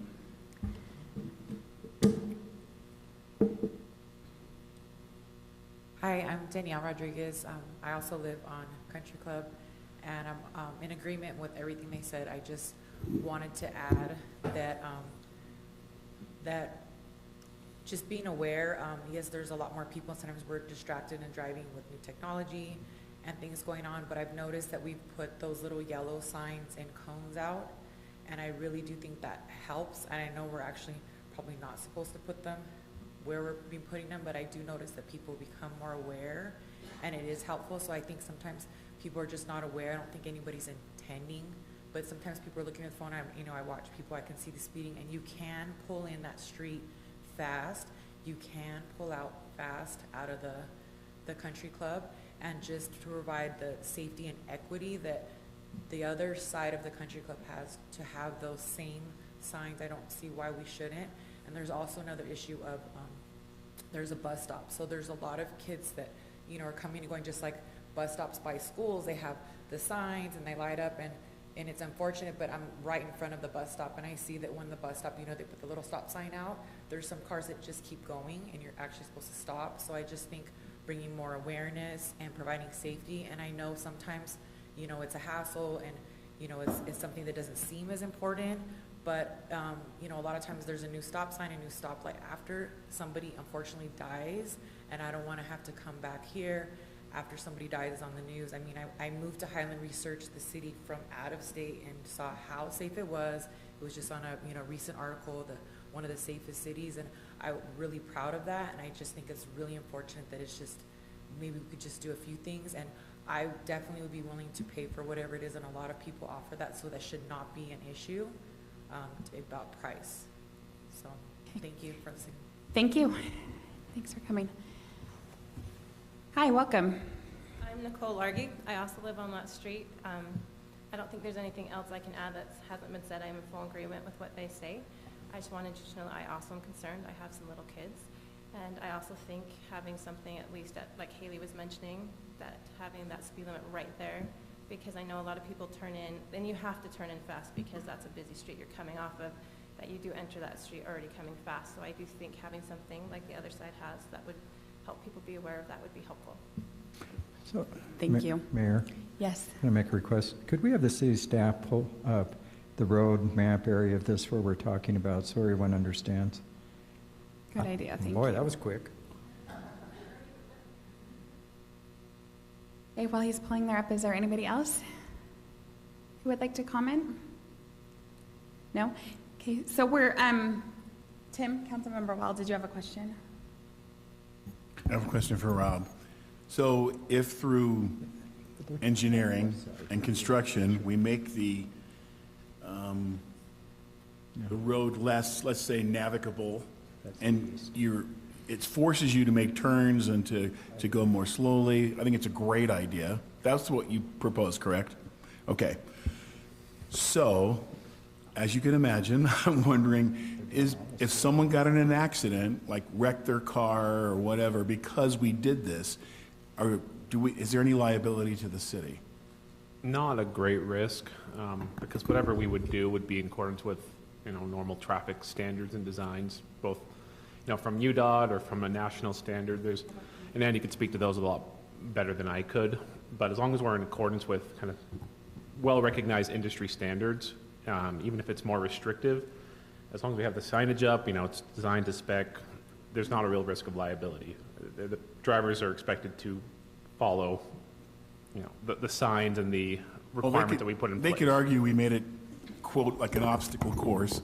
I mean, we did so. I mean, at some point, if we make it a little loop-de-loop everywhere you go. That'd be cool, like Hot Wheels. Yes. Yeah. That's where they. And not feasible and potentially a risk of liability. If it's, we're designing curves that still meet curve radii standards and sightline standards and all of that. Turn, instead of just a straight shot like it is there, like a drag strip, it forces them to make turns. So it could be designed safely. Aaron, can we see to the west? I think that's where these residents live, is on the west side. We're looking at the east side here. We want to look at the west. Oh, you're on the east side. If I understood correctly, there are signs on the west side they would like to place on the east side. Where do you live exactly? So where is that in relation to that? Okay. Oh, I see what road, okay. Okay. If I may, so you've got North County Boulevard is your large north-south there street. Then the only street that crosses there at close to 45, that's Country Club, that's where we live. I'm there on the corner, so I get to witness people's spectacular right turns off of North County onto the street. Sir, will you remind me what your name is? I'm Ted Cannon. Ted, no, so an example of something that would impede speed, for example, perhaps like an offset island, so they would have to kind of go around it like that, or? Certainly, that's another great option. Sometimes you can put in, you could put in some sort of median there, right immediately at the front there, because I deliberately park my car on the street to serve as a traffic calming measure to help narrow the roadway. I've seen people come off of that road and come really close to hitting my parked car on the left side of the street according to where they're traveling. So if there was a physical something immediately right there, that would force the right turn entry onto the street, which I honestly think could be a big contributing factor, as has been mentioned, because if I'm headed to my destination and I am seconds away and I'm about to engage in another social activity, I may not really be conscious of how fast I'm entering a residential street, especially when it's at such a shallow angle, so I don't really have to slow down in order to make it safely. So a physical obstacle there would require me to check my speed immediately. There may still be those that choose to then accelerate from that moment, but in my personal opinion, checking the speed at the mouth of the street would be a great first alternative. And then you could, if you weren't to do that and were to go to something similar that I have suggested, if you were to build something out in front of my house, again, the first house there on the south side of the street, that would at least, again, immediately direct cars that are potentially swinging wide from that right turn movement back into their lane. Are you familiar with we have to be careful about how much discussion we have since it's not an agenda item, it's just public comment. Okay. But let me suggest this and tell me what you think. Maybe we could give you a little background about what we've been thinking about and doing with this problem, and then, yeah, you can stay if you want, whatever you like to do. I'm comfortable, I just didn't want to be in the way. So this road is actually something that we've been talking about for a while because we recognize it's a problem. So we've been talking about what to do with that road. Councilmember Smith and I met with the high school this week also talking about some measures for that road. But I bet we have had, Councilmember Ball, would you say at every meeting for the last year, a different neighborhood come with this very similar problem? So it seems like it's definitely something that we need to address. Just for context, we're going to talk about our budget tonight. Having a new general plan is around $75,000. So you're right, ours is outdated. It's a matter of trying to prioritize right now. For us, what we want to spend money on, is it $75,000 for a general plan, or is it $75,000 for traffic calming measures for specific neighborhoods? But what we decided a couple of meetings ago, and Andy is Public Works, and he can tell you more about this, but what we thought about doing is creating a program where residents such as yourselves can come in, let us know what your traffic problems are, and then we will have kind of like a menu of options that you can choose from as a community that you think would be helpful there, and then we could make this a community city project together. Maybe residents can help buy the supplies, we can provide the staff for it, or something. So we've been working on that. Andy has been working on a plan, and I know this is more in our minds right now because it is nearing summer. Does that sound kind of like what you're thinking about? If we were to say, these are some options, and this is how much they would cost.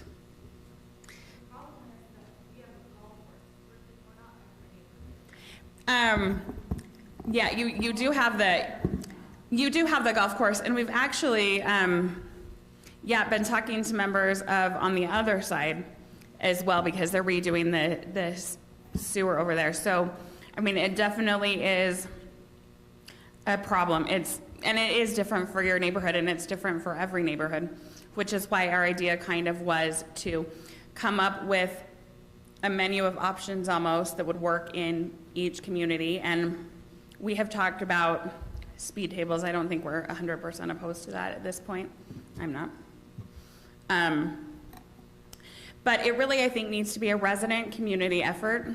And so if you guys are willing to also participate in that, I think that would go a long way. Andy, it's something you're working on, yes? Or will be? Will be.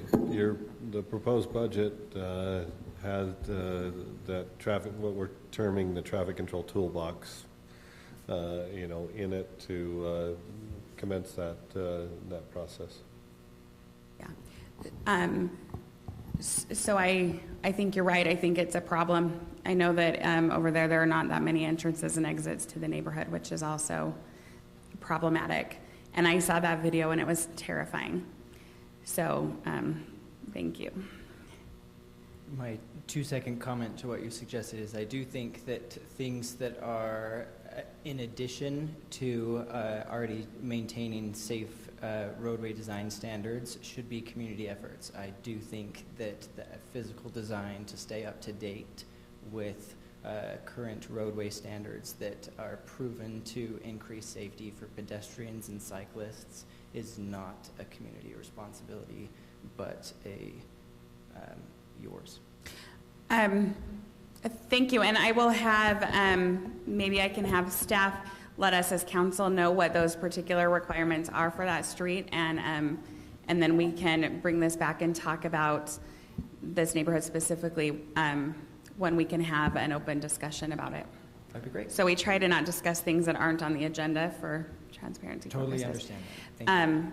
So, but please keep an eye on the agenda so that you see when we discuss it again. And just know that it's something that we care about, and it's something that's a problem uniquely in every neighborhood. It's terrifying. In my neighborhood, the kids go out after dark on their little motorcycles. It's terrifying. It's terrifying. I would just request that we try to get it on the agenda sooner rather than later. And I would really like to understand more about if the residents are willing to pay, at least for a mitigating solution until we can get more of a long-term solution. Can we get that in place sooner rather than later? So just keeping that in mind. Well, yeah. Yeah. I think a set of signs like you're talking about is about $7,700 for a pair of them. Yeah. Okay, good.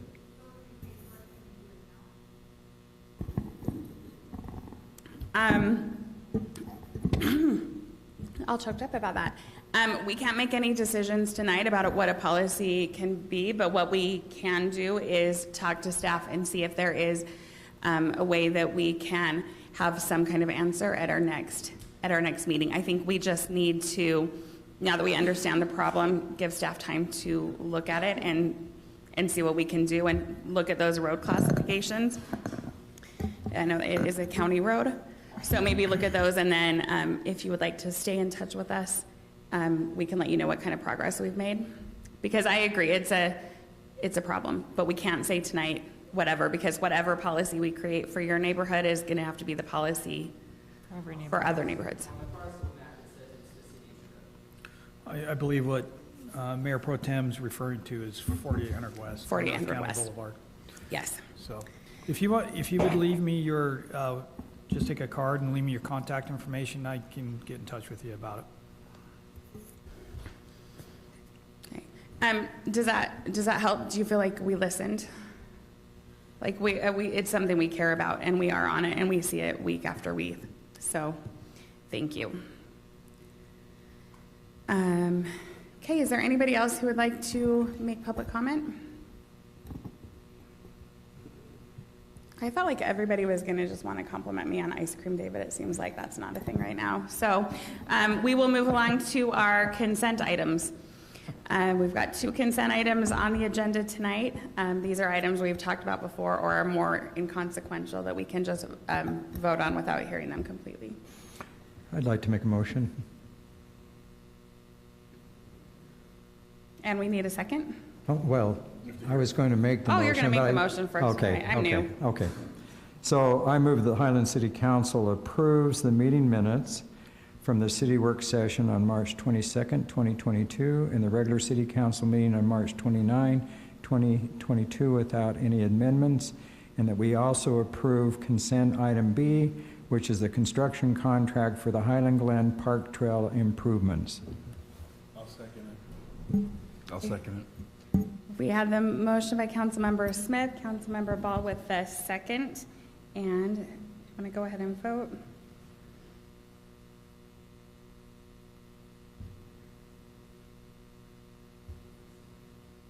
And I will vote verbally because I'm not prepared for that. So I will vote in favor of that. So that motion passes unanimously. All right. Tyler, I've been so excited all day about getting to hear from you about the budget again. Super looking forward to this. We're ready.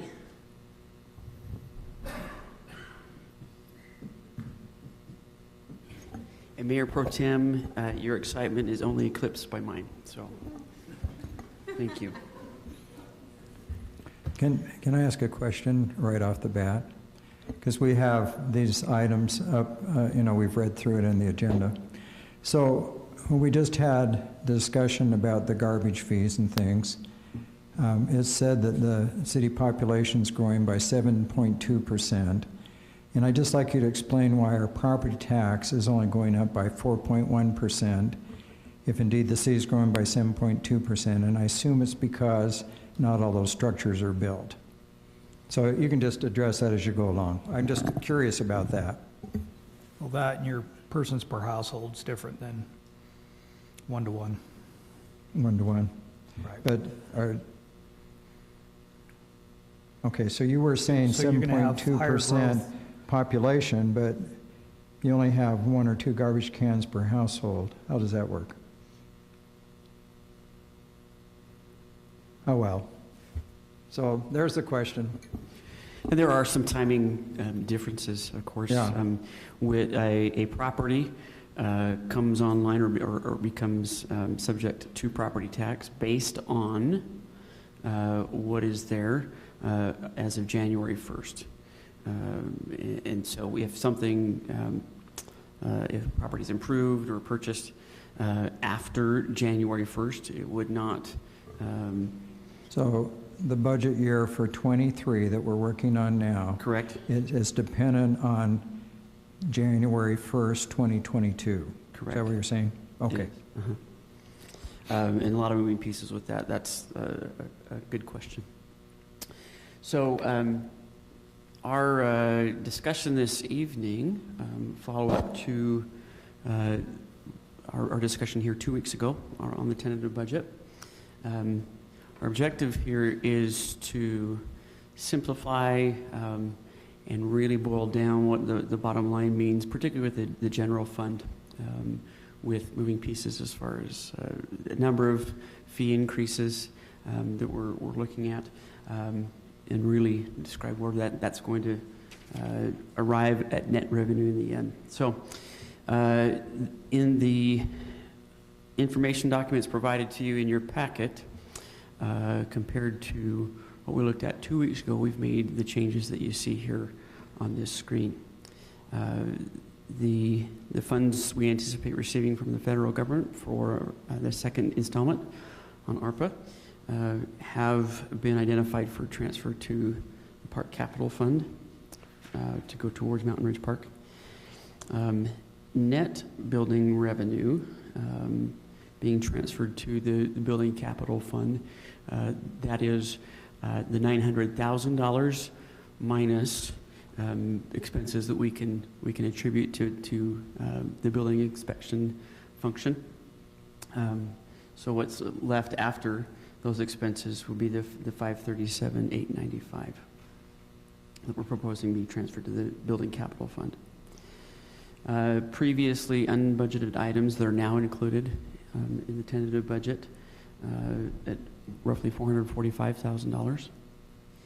And then an annual amount setting aside $35,000 for elections. Of course, this year we're not anticipating a municipal election in November, but discussions with the mayor thought it'd be wise to set aside the $35,000 with a cost every other year of $70,000.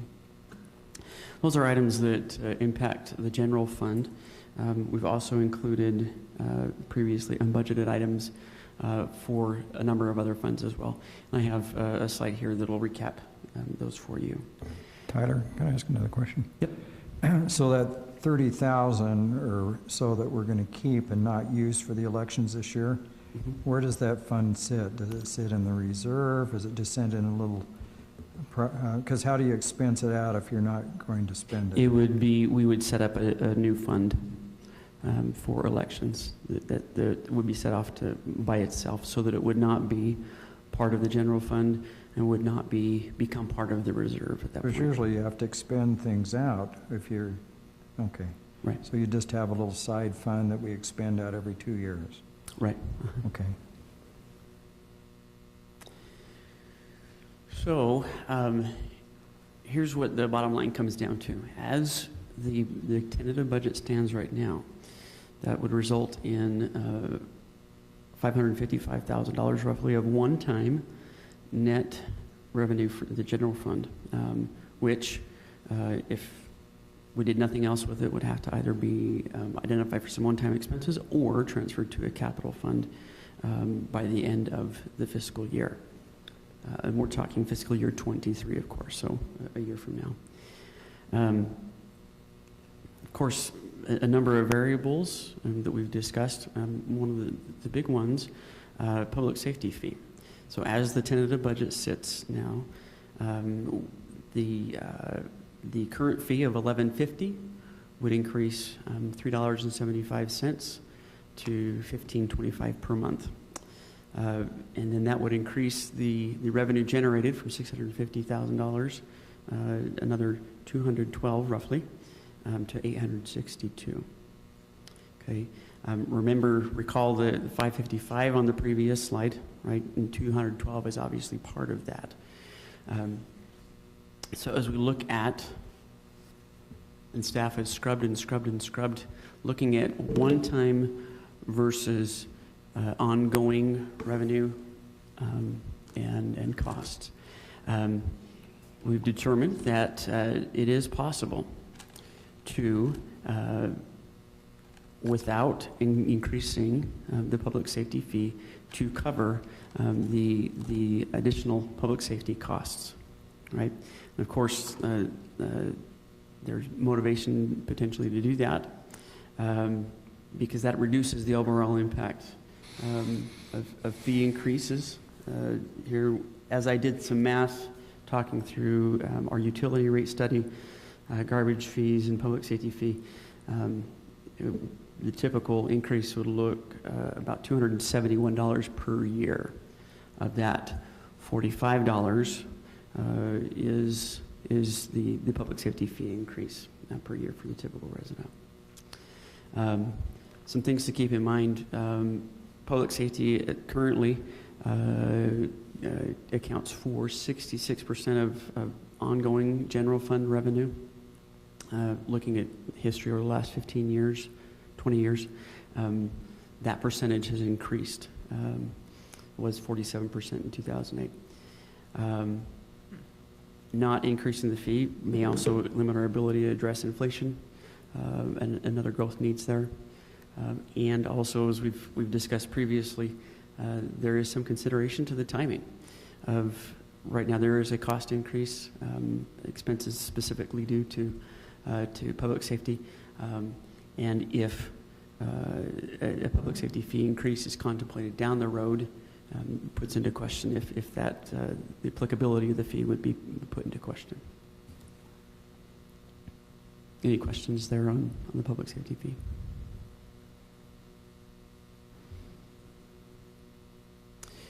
So here are the items for consideration previously in budget, but are now included in the tentative budget. First, for the general fund, these are items that you had prioritized 2 weeks ago in order of preference. We also have in the general fund, but specifically funded, could be funded from building permit revenue, a vehicle for the new building inspector, and then other items in the other funds as well that are now included in the tentative budget for your consideration. So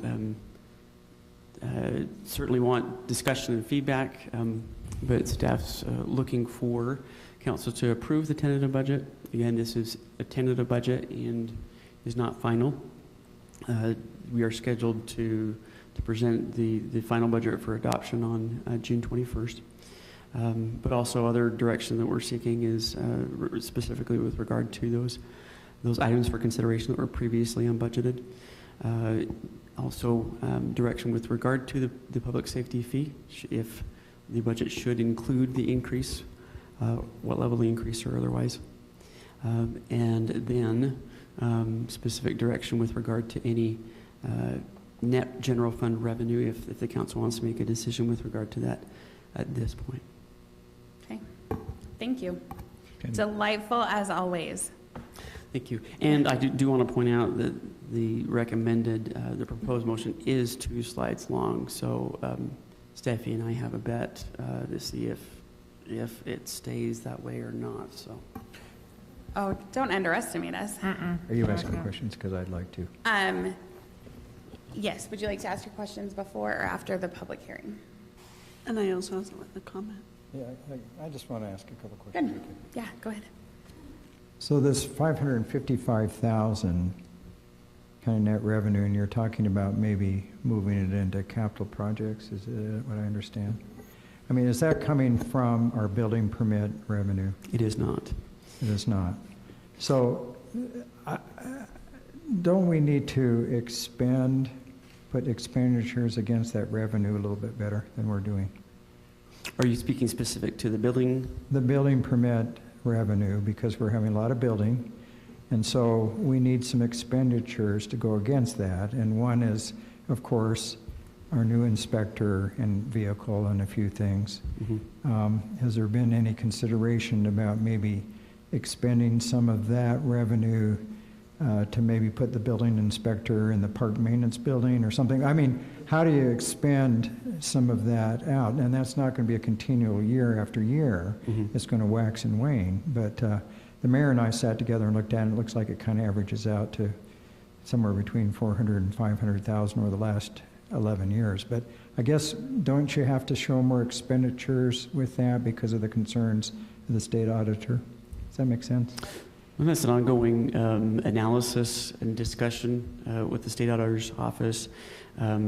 We don't know exactly where all of that will land, and particularly with how the accounting will be set up. But you're right, and the way that the tentative budget here considers those funds, we are setting those funds aside specifically. But if there are other expenses identified that are appropriate for building inspection, absolutely, we can reduce that transfer up to those total amount of permit fees received. Isn't there some risk, though, with not expending more of it in our budget, so you balance it out? There could be. We'll see where things land with the state auditor and the legislature, particularly on that.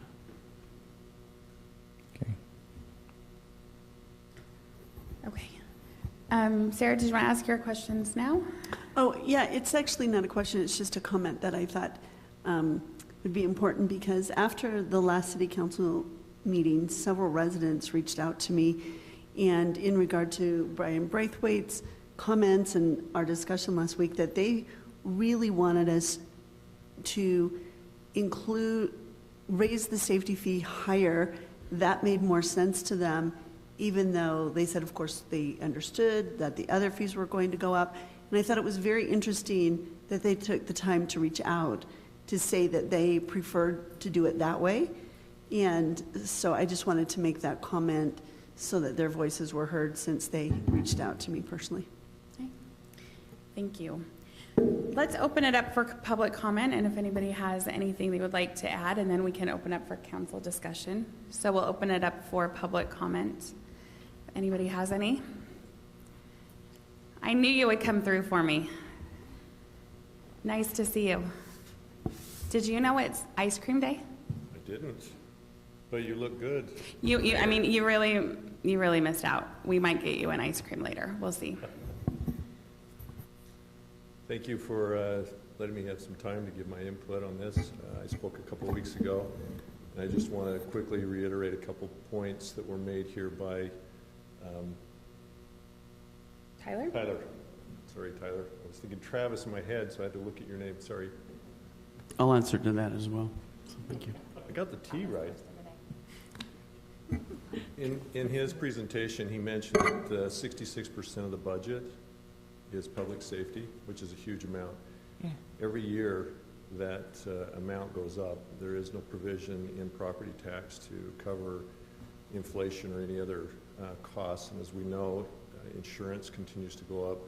We have many employees that are part of public safety, as well as equipment and other types of things that are continually needing to be upgraded. We have other issues right now as a community, not a Highland community, but a world or a country community, of struggling to fulfill fill the positions that are currently in place, and the cost of those kinds of increases are difficult.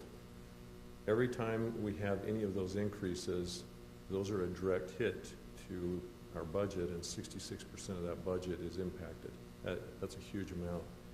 Residents being able to see very transparently those costs coming in is going to help them understand why the change is happening.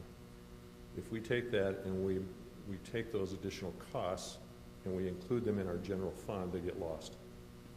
And another department in this organization is going to have to pay the price of that. We've already gone through that before, and it's really difficult to come back from that. One of the important functions of having this fee is to be able to be very transparent with residents and say, this is the exact increase of what it costs us to maintain this level of competency and user impact, user benefit. And if we don't have that kind of transparency, then it's going to be lost for the residents, and we're going to struggle forever as a city to be able to identify how to continue to pay for these things. If it's an issue of raising this too much and needing to lower the total impact, there ought to be other ways to be able to do it, because this transparency is really, really important in the long term. And if you lose that, we'll be kicking the can down the road for the next city council to have to deal with that. And in my opinion, that's not fair to them, and it's not fair to the residents. So I appeal to you that, as hard as it is to look at that one issue, that you maintain the integrity of all of those increases being tied to that fee. And if it's an issue for the residents, the impact to the residents, then we should look at other ways to be able to lower the impact, the overall impact, but not trade it for that particular impact. I think that would be harmful to the city as a whole, and harmful to future city councils and being able to try to manage those funds. And this is always a difficult time. This is one of the hardest things of being a city council member and mayor. And I appreciate all that you do and your attention to this kind of issue, and hope that you look at this very carefully. Thank you. That was Brian Braithwaite, for the record. Can I just say something? Yeah. Okay. So, Councilman Braithwaite, yeah. And I understand what you're thinking, and I agree in many ways, but you did miss the workshop we had today, where with all of our utility enterprise fees, they want us to raise all of them up $16 a month. So if you raise the public safety fee up to $23, that basically would raise people's taxes per year or fees, $325 a year. I have a lot of people that are on limited incomes that have me on their speed dial. So I think we have to look at it in context too, because what you say is right, but we also have to kind of do it in context with all these other fees we've got to look at, because we've got some real crisis in the enterprise funds. So I guess it comes down to a point, how much, because there are people in this city that don't pay more than that for property tax. So I don't know, it's kind of a hard thing for the council. So I just, why you didn't hear that first discussion we had, yeah. And I appreciate that input. Yeah. But I think as any member of this community would agree, that you should be paying for what you use. As a community, we pay for these resources, and the option is to choose to lower those resources and lower, so the utility fees, we don't have to have what we currently have in place. We can have things fail more often. We can have less trucks on the road. We can do lots of things for public safety that we can lower the costs in. As a community, is that what we want? And so that's where the argument can be, is do we want the number of police and the number of emergency responders that we currently have, that level, or do we lower it? But it's a one-to-one discussion for those kinds of discussions. Right. And that's where the beauty of this fee is because we can now say, here's the amount and here's the level of service. Right. And if we want to change it, that should be the discussion of, here's how much it costs for this level, let's adjust the level of service, which will impact the fee. By doing it any other way, it muddles it into the total budget, and nobody can see it. And it has a direct impact in other areas of the budget. And I understand what you're saying, and I don't disagree that that's an impact, but we ought to be looking at other ways if we want to keep this, but we want to address those who are struggling with the costs. We do have a property tax we can impact. We can lower those kinds of things, or other types of tools that we would have in our arsenal to be able to address that side, but strongly suggest that this is not the way to reduce that, because it just hides it underneath. We're still paying for that service. Well, and that's absolutely true. But at the same time, it's kind of hard when you do it all fee basis and you're running a surplus in the rest of your budget. So, I mean, we have to kind of think about people's incomes. Disagree. Yeah. And that's what I'm saying. We're talking about, we're up to $325 a year now for families. I don't know. It's kind of hard for me to do. I'm just saying, address it through other methods, because if that money is not needed in other areas of the budget, then reduce it. But this is a black and white. You want this service, this is what it costs. If you don't want this, then help us as a city council understand that you don't want that level of service. So come in, petition it, and let's lower the level of service so it reduces the amount of money. And the same thing with utilities. I mean, it's a little harder on utilities, because how do you say, well, we're not going to put that pipe in? Right.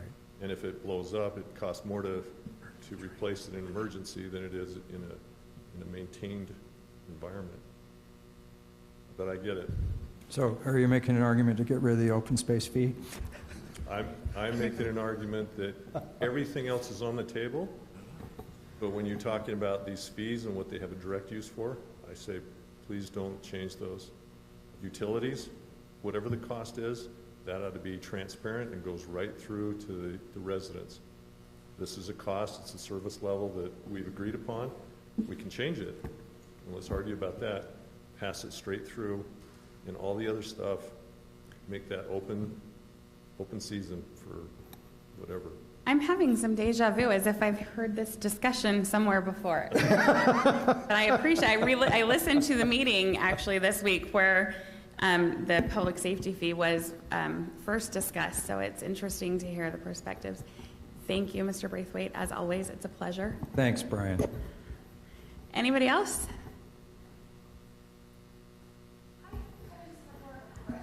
Come on up, go ahead, let us know your name and where you live, and we would love to hear your question, comment. Trelaye, do you want me to spell it? Tralaye. That's a pretty name. Matthews. So I just live on 5600, right by Mountain Ridge Junior High. But we talked about the new homes coming in, right? All the new building that's going on. So isn't that an increase to our public safety as well? And how does that, do we hire more public safety versus those homes being built?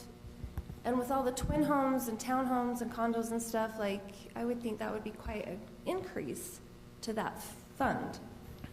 So I'll let Tyler take this. Maybe we don't generally make money by people moving in. Usually the costs are more expensive than what they're paying, but I'll let Tyler. But so does that mean we're hiring more police officers, more that kind of stuff versus people moving in? But this is a valid comment. It is, totally. Because it does generate more income. Well, and so then I think it's helpful, Tyler, if you give us a quick, again, history just on how the public safety district is funded. I think that might answer your question. Yeah, exactly. Sure. So the Public Safety District serves both Highland and Alpine, and it's funded by assessments primarily to those participating cities based on population and number of residences. So it's directly tied to growth, and you'll see those increases reflected in the assessments there. There is some revenue that comes from medical transports, from EMS, but primarily it's the assessments to the cities that are based on the population and number of buildings and homes in those cities.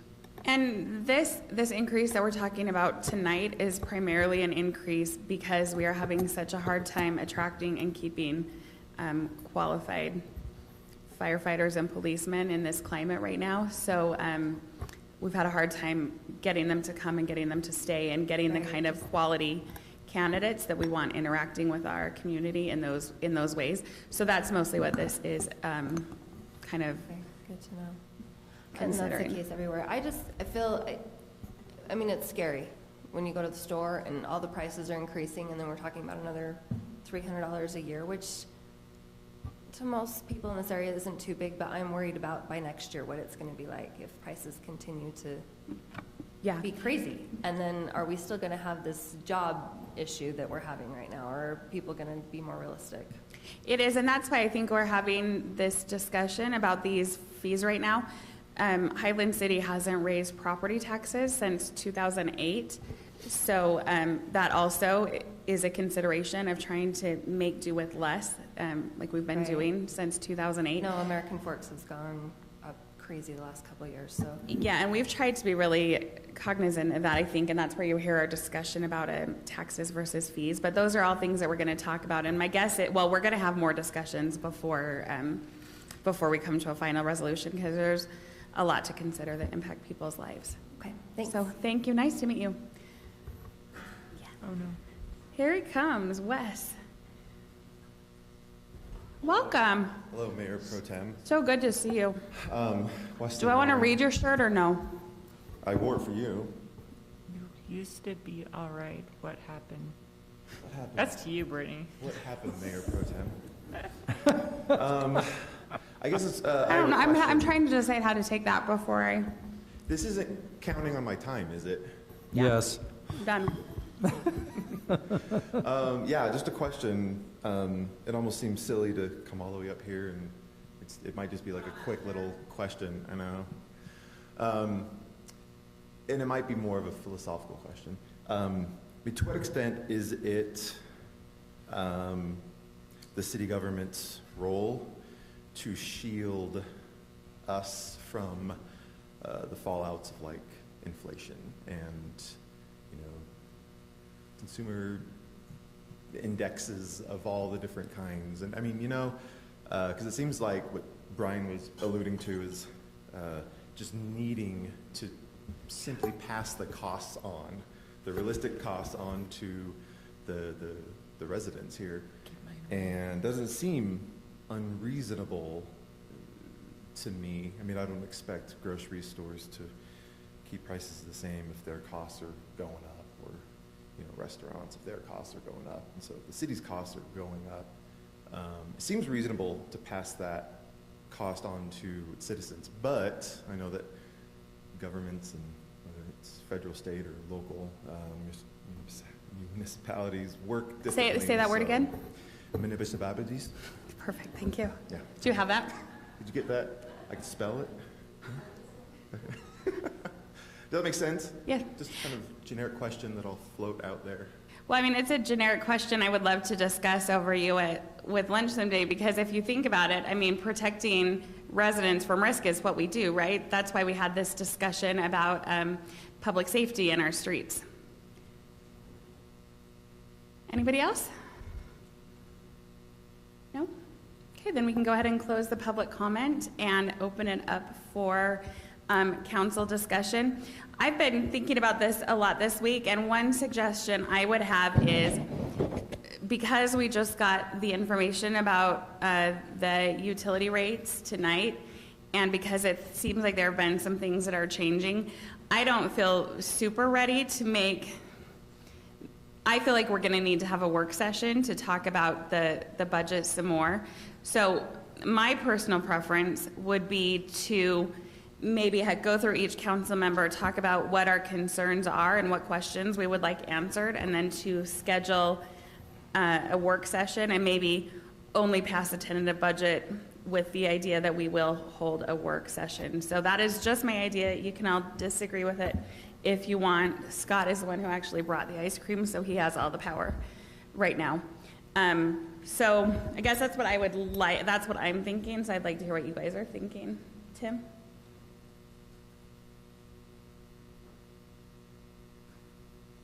Okay, I know. Yes. Yes, I am thinking that I would like to pass a tentative budget tonight with the idea of having a work session. But I also am, after I have given it some thought over the last 2 weeks and heard from some other people, I think that we do need to be very transparent and we need to keep the costs in the public safety fee. I think when it starts to get up to 60 whatever % of a budget, that does not seem wise to me. And so I think we need to keep it closer to that 50%. And so my thought process is that. Do you have any other information you feel like you're going to need from staff in order to make an informed decision? No, I don't think so. I think they've done a really good job informing us and also being really patient with us and allowing us time to think about it and review the information they have given us. So I think I'm okay on the information front. Okay. You got that, Travis? C. Should I go?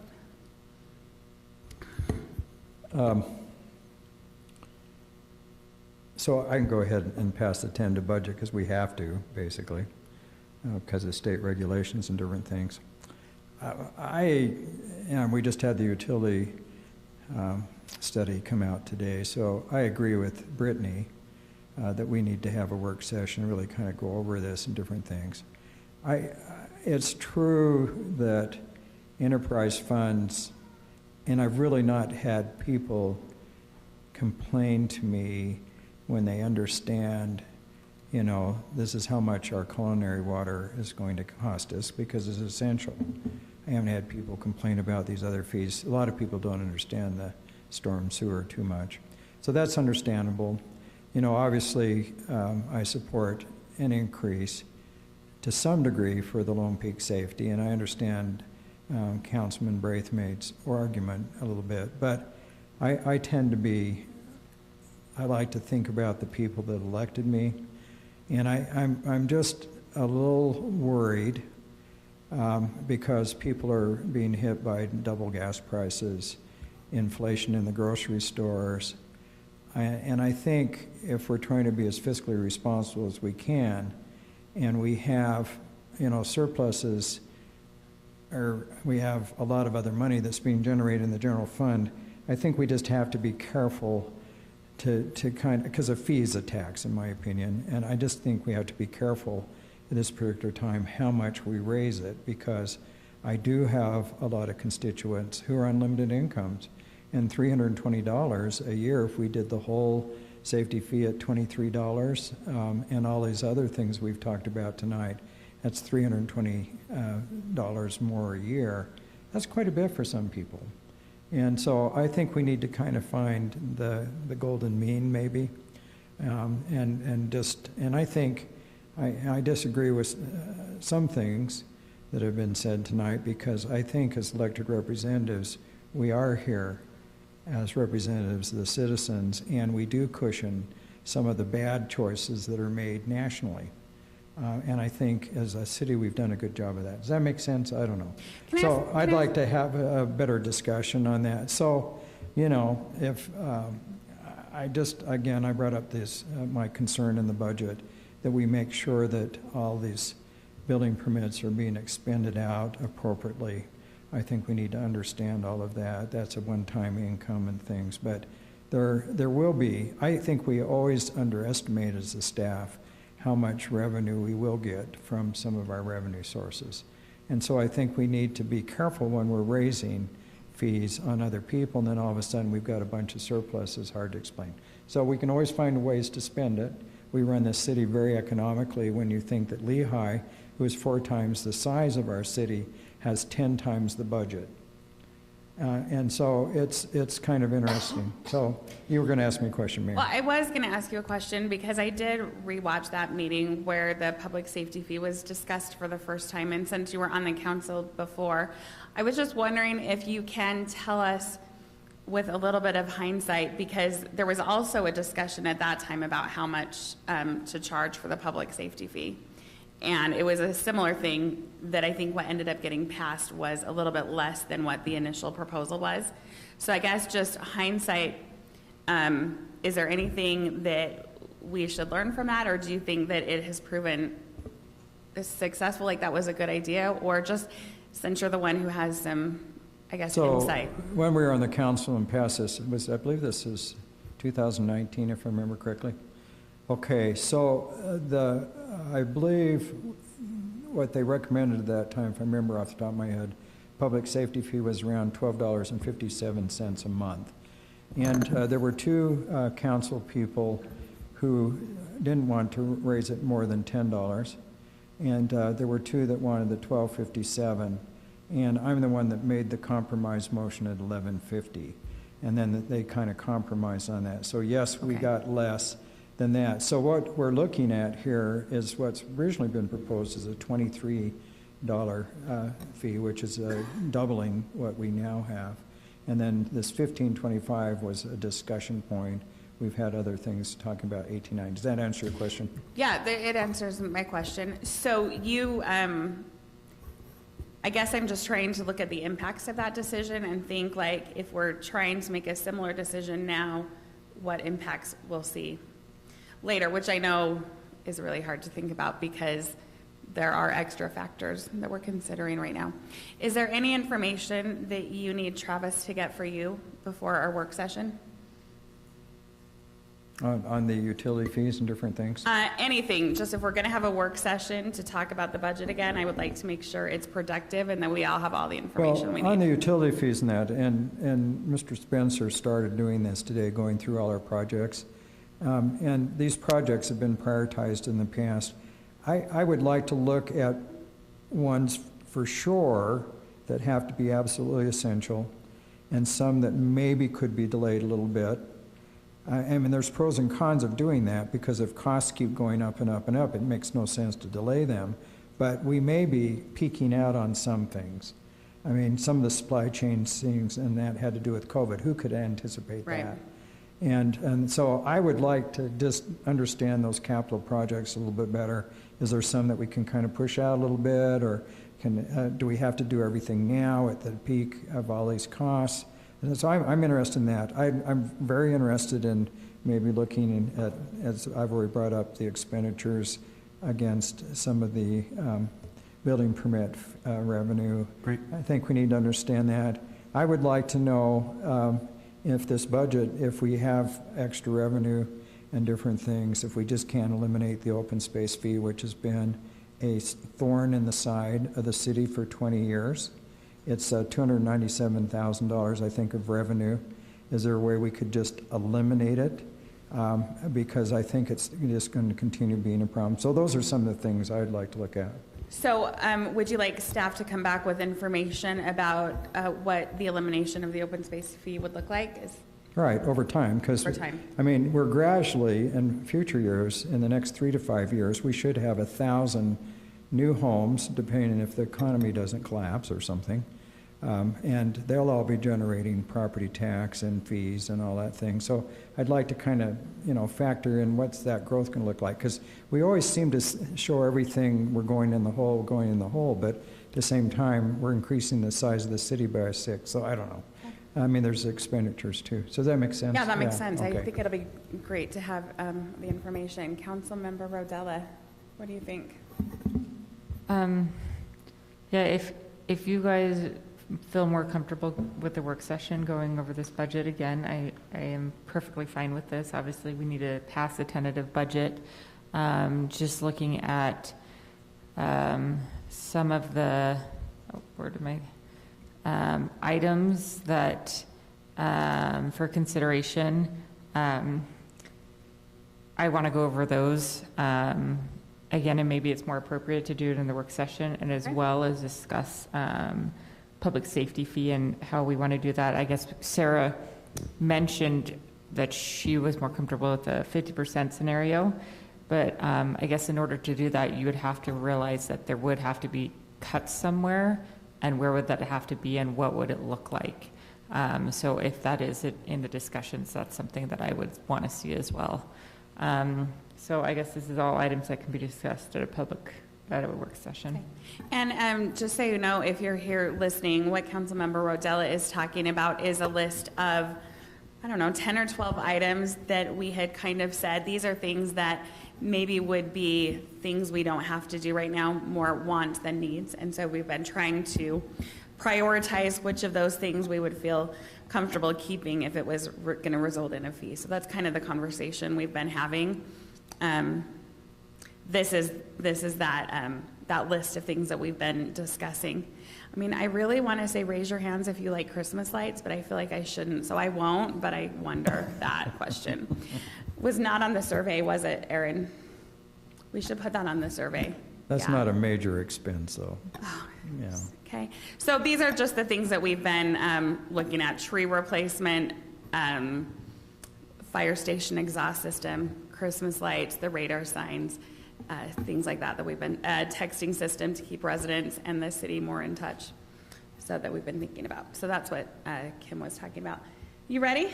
I am. Okay, bring it on. Okay, He's got extensive notes.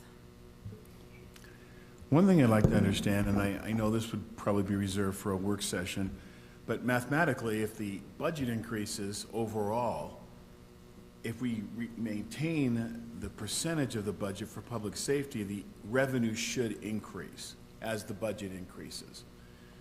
So I'm just wondering why there's such a marked disproportionate increase in the percentage. So that's something I would like to discuss. I also understand that our primary responsibility, my point of view, of course, is public safety, and everything else is secondary. Everything else is very important, but public safety is number one. So I also understand the need to increase wages to protect our departments from poaching from other municipalities that are willing to pay more.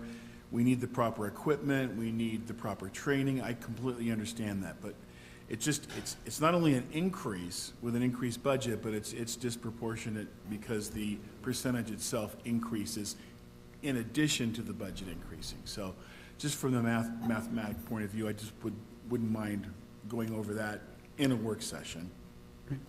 Another thing, is there a legal way? Oh, he leaves right when I have the legal question. He knew it was coming, so. Yeah, he asked me when he thought it would be good to step out. Yeah. Chief Patton can stand Run, in. come on, run. Is there a legal way to accommodate those on a fixed or limited income when it comes to increases in fees? It's interesting. I thought your questions were all directed at Travis over here, so. No. Just until you left the room. It was our strategy to bring you back. I apologize. Theoretically, yes, you could have a fee scale. I mean, like you do for culinary water, where it steps up higher levels. I'm not sure how we would enforce that practically, but theoretically, there might be ways of doing that. I was just wondering because Councilman Smith has brought this up several times about his constituents, his neighbors. They're on fixed or limited incomes, and I really empathize with that. And people work their whole lives, and then they have a fixed income, and then it gets eaten away by unexpected things like, the current inflationary curve that we're in right now, and that's not planned for. So I really do empathize with that, and if there's something we can do, maybe we can include that in a work session also and get some proposals. And the last thing is, I always do like to have incorporated into a budget or a fee a way to accumulate a surplus for a rainy day. And I really think there are some rainy days ahead, worse than what we're experiencing now. But I also understand that we're increasing other fees, so I'm probably leaning toward maintaining or breaking even, rather. So those are my comments. Okay. Tyler, I have a question for you. So similarly, like I asked council so that you'll be prepared for our next meeting, what, and not that you haven't been prepared, just that we have specific questions, What would you like from us? Because sometimes, let's be honest, we're all over the place when we're trying to figure out what to do. So is there anything that you would like us to think about or that we should bring back to that work session to make sure that it's productive also? I don't want to put all the burden on you. Well, thank you. You're welcome. And Travis is... And I appreciated the fact that I can read the font this time, so thank you. Do what we can. Yeah, it was pink. These really are the focuses here in what we came to discuss today, and it's certainly appropriate to discuss in a work session. But making sure that we are prepared to make a decision on those items for consideration, a specific determination on the public safety fee, and what you would like to see with any net revenue.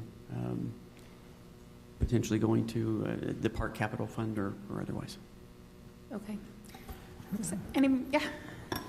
So I'd like to follow up on some of the suggestions that Councilman Ball made, and so I'm going to direct this question to Rob. So when we were talking about people on fixed incomes, is there a way the council could maybe set up a process where someone could come in and kind of prove hardship and maybe get a discount on their overall fees? Is there a way to kind of legally do that in a fair way? So if someone came and said, look, I want to pay as much as I can, but I can only pay this much, and that we maybe had some sort of, because it seems to me, and maybe Nathan remembers this, but it seems like when I was on the council 10 years ago that we had some sort of fee decrease for people, veterans, or people whose families were, the husband was in the military in Iraq. Yeah, so yeah, and we as had part kind of- of a hardship thing there. As part of Operation Iraqi Freedom, I believe it was. Yes. I can't remember the order, which one's caused,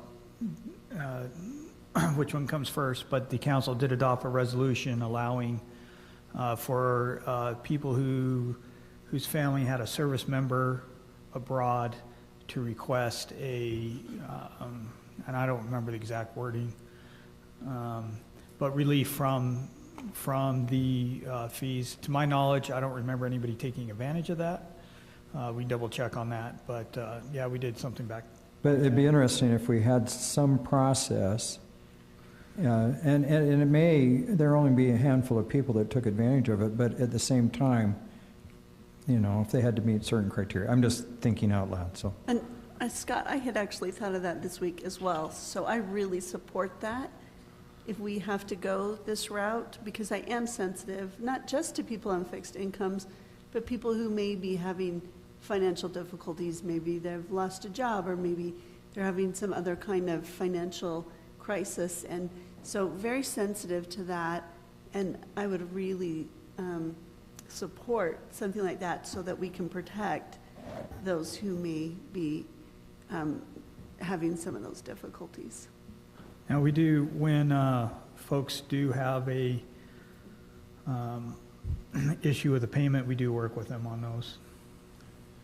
So I'll just say, as a legal matter, yes, I think it's entirely within your discretion to decide that's an important goal or policy to have, and we have to figure out the right language of how that works and what the criteria would be. On a budgetary matter, it'd be whatever is offset has to be made up in some format, either through an increased fee to someone else or by supplementing it from the general fund. But that would be part of the budgetary process of figuring out how the city will pay its assessment to Lone Peak.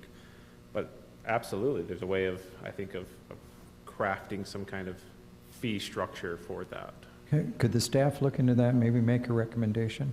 I'm not talking about anything drastic, but just maybe, you know, a little bit, yeah. Okay, great suggestions. Anything else, council? If not, then I think we're ready for a motion. Two slides to this one, but feel free to modify as necessary.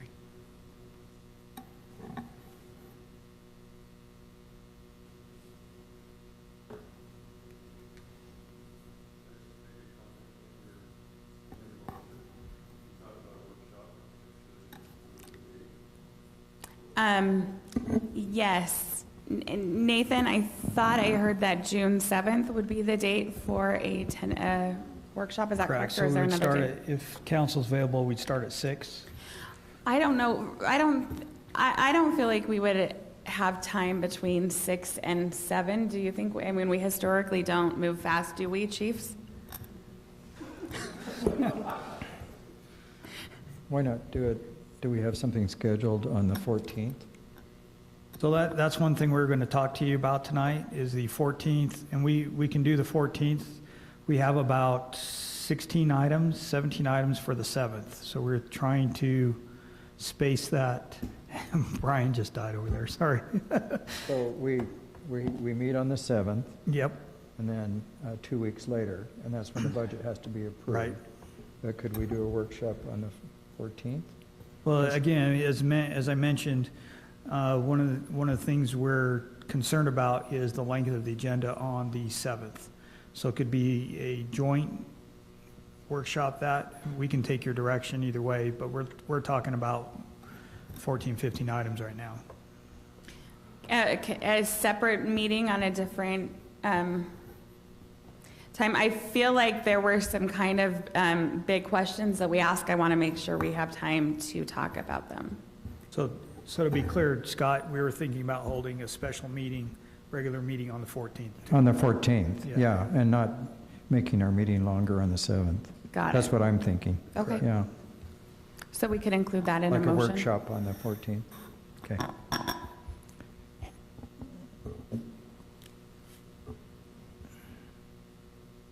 14th, I'm good. No, I know there's cheer, but. All right, I'm still looking for a motion. Well, the second part of this motion you really wouldn't do because we haven't decided all the considerations yet. We'll move that to the work session. Yeah. That consideration. So just do the first part, include the work session and the date. Is the 14th okay? It seemed like you were concerned, Aaron. I don't think it's realistic for us to finalize or get budget input on the 14th and then turn around a final budget for the 21st. I think that we have to have the budget work session on the 7th just to give staff time to then finish the budget in preparation for the 21st. Can we hold one on the 7th from 6 to 7 and we'll see how far we get? Something on that date. I'm sorry, can you repeat that, Mayor Pro Tem? Could we have do that from 6 to 7 on the 7th and then come back again on the 14th?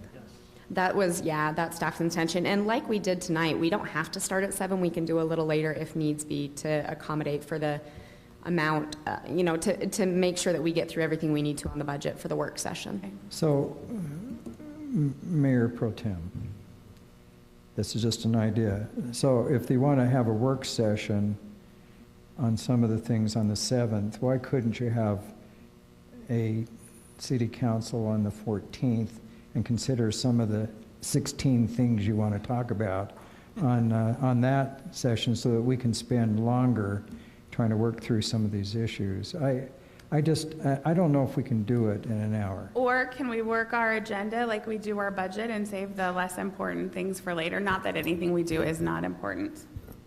Yeah, so that was staff's thought, is on the 7th, we have a work session starting at 6, maybe council starts at 7:30, we do some of those items, and then on the 14th, you have another council meeting where we consider the rest of the 16 items. Right. We split it up into 2 different meetings, so that we don't get into silly time like we did last week. And I am unavailable on the 7th and the 14th. Both? Both. So lonely without you. Chiefs, would you rather meet with us? This is just theoretically. Like 5 times really short or 1 time for a really long time?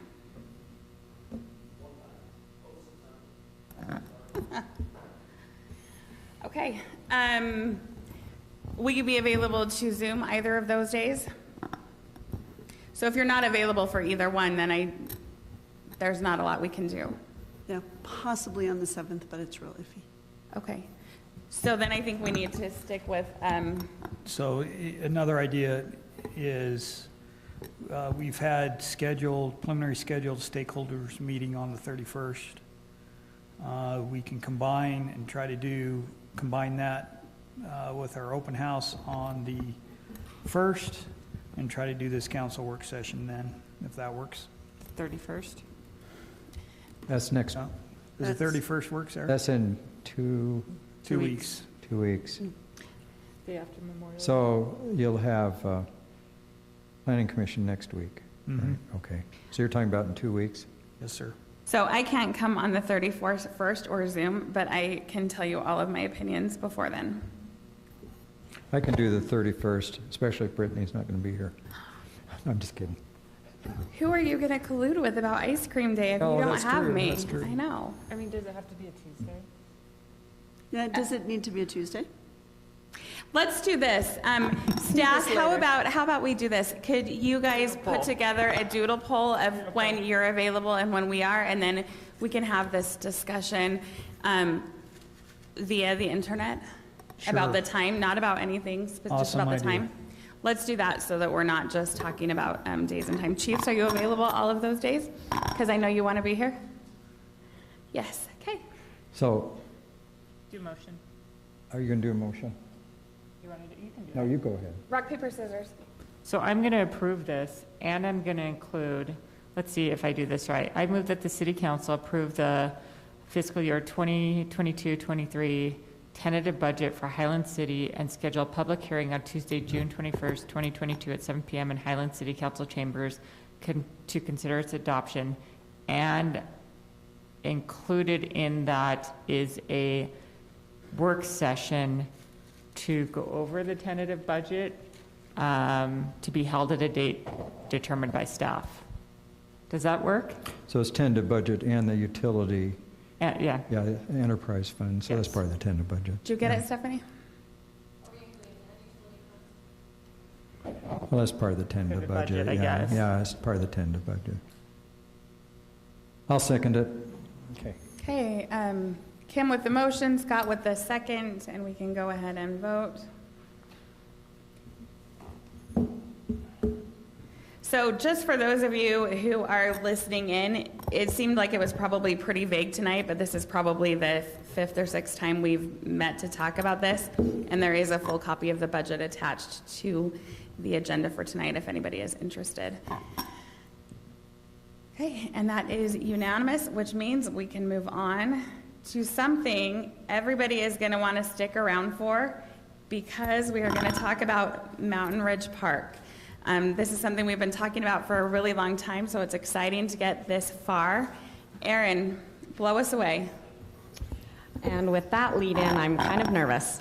But Mayor and Council, we are very excited to move forward on this exciting project. So, sorry, Mayor Pro Tem and Council. By way of background, just to remind everybody how we got to this point. At the beginning of this year, there was a playground subcommittee, I should have said, formed. We determined, okay, the playground area needs to be expanded a bit, so it's currently 30,000 square feet, and a budget of $2 million. In March, the City Council listened to proposals from 6 different vendors for within those criteria of what kind of playground we wanted to put in Mountain Ridge Park, considering an all-abilities playground that would wow the city, wow our residents. At that time, the City Council narrowed it to 2. After that, the City Council was able to narrow it to 2 finalists, Garrett Parks and Play and Sontag. And at that time, Council directed staff to take those designs to the public and get their feedback. So just a reminder, kind of what these designs look like. So Garrett Parks and Play is on the screen here. Double bubble tower was kind of their main feature with massive climbing ropes, zip lines, and a climbing structure, or zip line, I should say, climbing structure, and then some other features and swings. Sontag Recreation's design is on the screen, so includes a set of swings, a double zip line track. Some of the more popular items, as you'll see as we go on, is this, I'm forgetting the name of what you call it, but the infinity climbing display, as well as the slide tower that has a climbing net on it, and then the major slide towers with different levels on them. Overall, so I divide this up into two different groups. We asked for feedback. We separated it into two different groups. First, we did a focus group with families with special needs, and then secondly, the public as a whole. If you look at just the special needs focus group, and so they looked the same, but they were actually two different surveys. So if you look at just the special needs group, they overwhelmingly preferred the Sontag design. And then looking at the general public, 56% preferred the Sontag design and 41% the Garrett design. And then if you add everybody up all together, overall there was a 65% preference for the Sontag design. We didn't have as many respondents as I would love. We were about 200. We did advertise in multiple ways, but this is the feedback we received from that. In addition, we wanted to include children in this because this is really who this park is for. And so at the open house, adults filled out surveys, kids got sticker dots, and we asked them to put the dots on their favorite elements. And so if you do just a count, there's about double the amount of dots on the Sontag design as there is on the Garrett design. Are their dots strategically placed on equipment they liked or just somewhere? Yes, it was supposed to be on your favorite equipment. So they could have chosen between two different playgrounds as well. But yes, and somebody, like that tree. 6 people really liked that tree. I like the trees, I get it. I thought that was you, Brittany. Didn't you do that? No, I was collecting feedback. Oh, okay. I was working. Children will be children. I can't say anything more than that, but apparently that tree looks really great to climb in. Overall, staff does recommend, based on resident feedback and the park design, that as was outlined in the staff report, we do recommend selecting Sontag as the vendor, and we have the proposed motion for you on the second line. So happy to answer any questions, and I will say as well that a representative from Sontag is here, as well as Rob Donegan, who's been our consultant in the playground design, park design. So, can I ask a quick question? Just a brief question. So, Kim, you have younger children. Many children. Yes, and I'm sure they've looked at this. You've talked with a lot of people. My only concern when I've looked at this, and I like both vendors and different things, but I want this park to be special for all abilities. And you know, I'm on the USDC board, so I work with a lot of special needs people, but I don't want it just to be a special needs park. I want it to be one where everybody can enjoy it, because it's going to be kind of our main park with a big playground. So I'd like your feedback, because you have children this age that would use this playground. I'm getting a little old to use it, but tell me what you think. So. Well, I probably could get on the nets. I think so. Yeah, so I actually went over all the designs with my kids, with their neighborhood friends, soccer friends, everyone I could find. And then I brought the entire baseball team here to the open house as well. And I had them kind of give me feedback. I mean, these are kids ages from 5 to 14 on what design they liked best. I would say the majority went with the Sontag. I think there were a few concerns that it didn't have equipment that catered more to older kids. But I think the overall was that they were trending more towards that one. The thing is, it's not set in stone from my feedback, right? Not all this equipment is set in stone. If we go with option number 2, we can still explore different equipment and maybe look at different areas in which we can cater more to all abilities instead of all-inclusive. Yeah, my concern is that it doesn't cater to older kids at all. Yeah, and so then maybe we can switch out a few things that were more catered toward all abilities and cater to the older generation. Right, because it shouldn't be just a little kid park. I think it needs to Tell me, am I wrong on that, Nathan? Or teenage. So the idea is we select one of these options and start going forward and ordering equipment. Now, we can make some changes, yes, but I would suggest that we can do whatever the council's direction is, but I suggest you have Sontag come up and they can talk about their, the amenities here for the different age groups. Okay.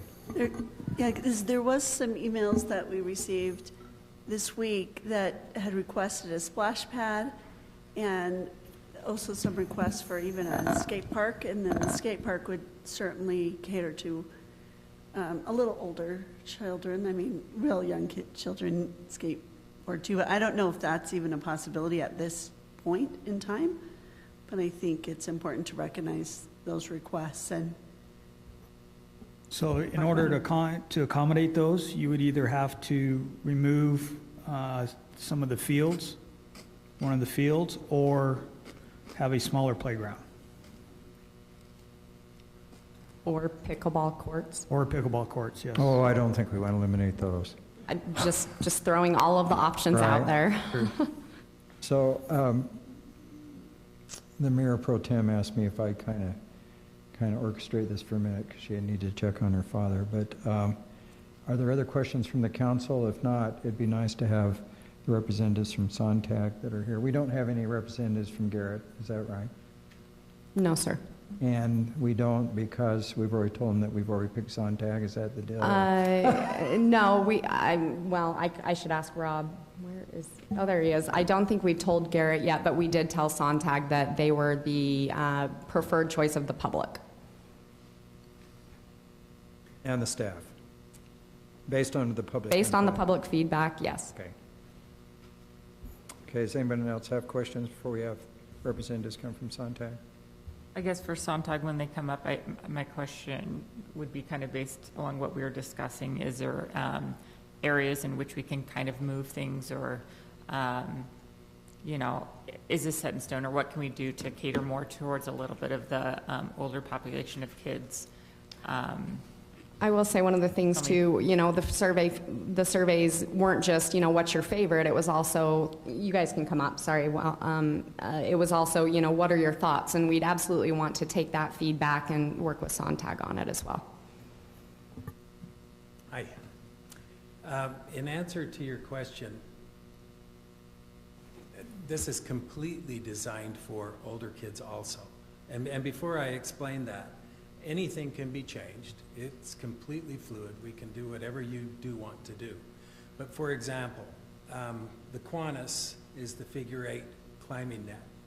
That had most of the stickers on it. It absolutely is a event that 13, 14, 15, 16-year-old kids would love to get on, and they may use it differently, but that's designed purposely that way. That event has accessibility routes for those that need that type of help, motor skill help for those that need that type of help, but it's also got climbing nets and places where older kids can hang out. It absolutely covers the spectrum. Same with the towers. The tower has, if you recall, it has an accessible ramp that goes up from one tower and then to the other tower with the sensory tunnel in the middle of between the two towers. But above that ramp is another pathway for older kids, which is well above that ramp there. So, and that has a different experience altogether that obviously a wheelchair could not get up into.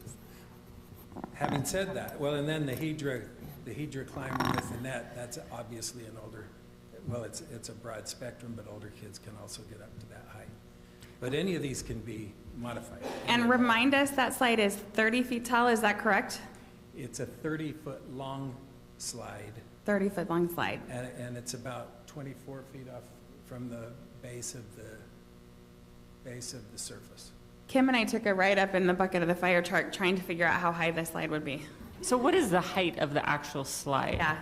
Well, the slide where you enter is 18 feet from off the ground, where the entrance is of the slide.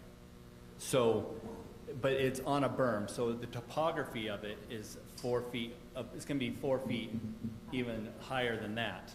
So you're gonna be 22 feet from like the lower level, yeah, is that right? 22 feet to the lower level of the slide, if that makes sense. Yeah. Yeah, that makes Nathan, sense. how tall are these ceilings in this building here?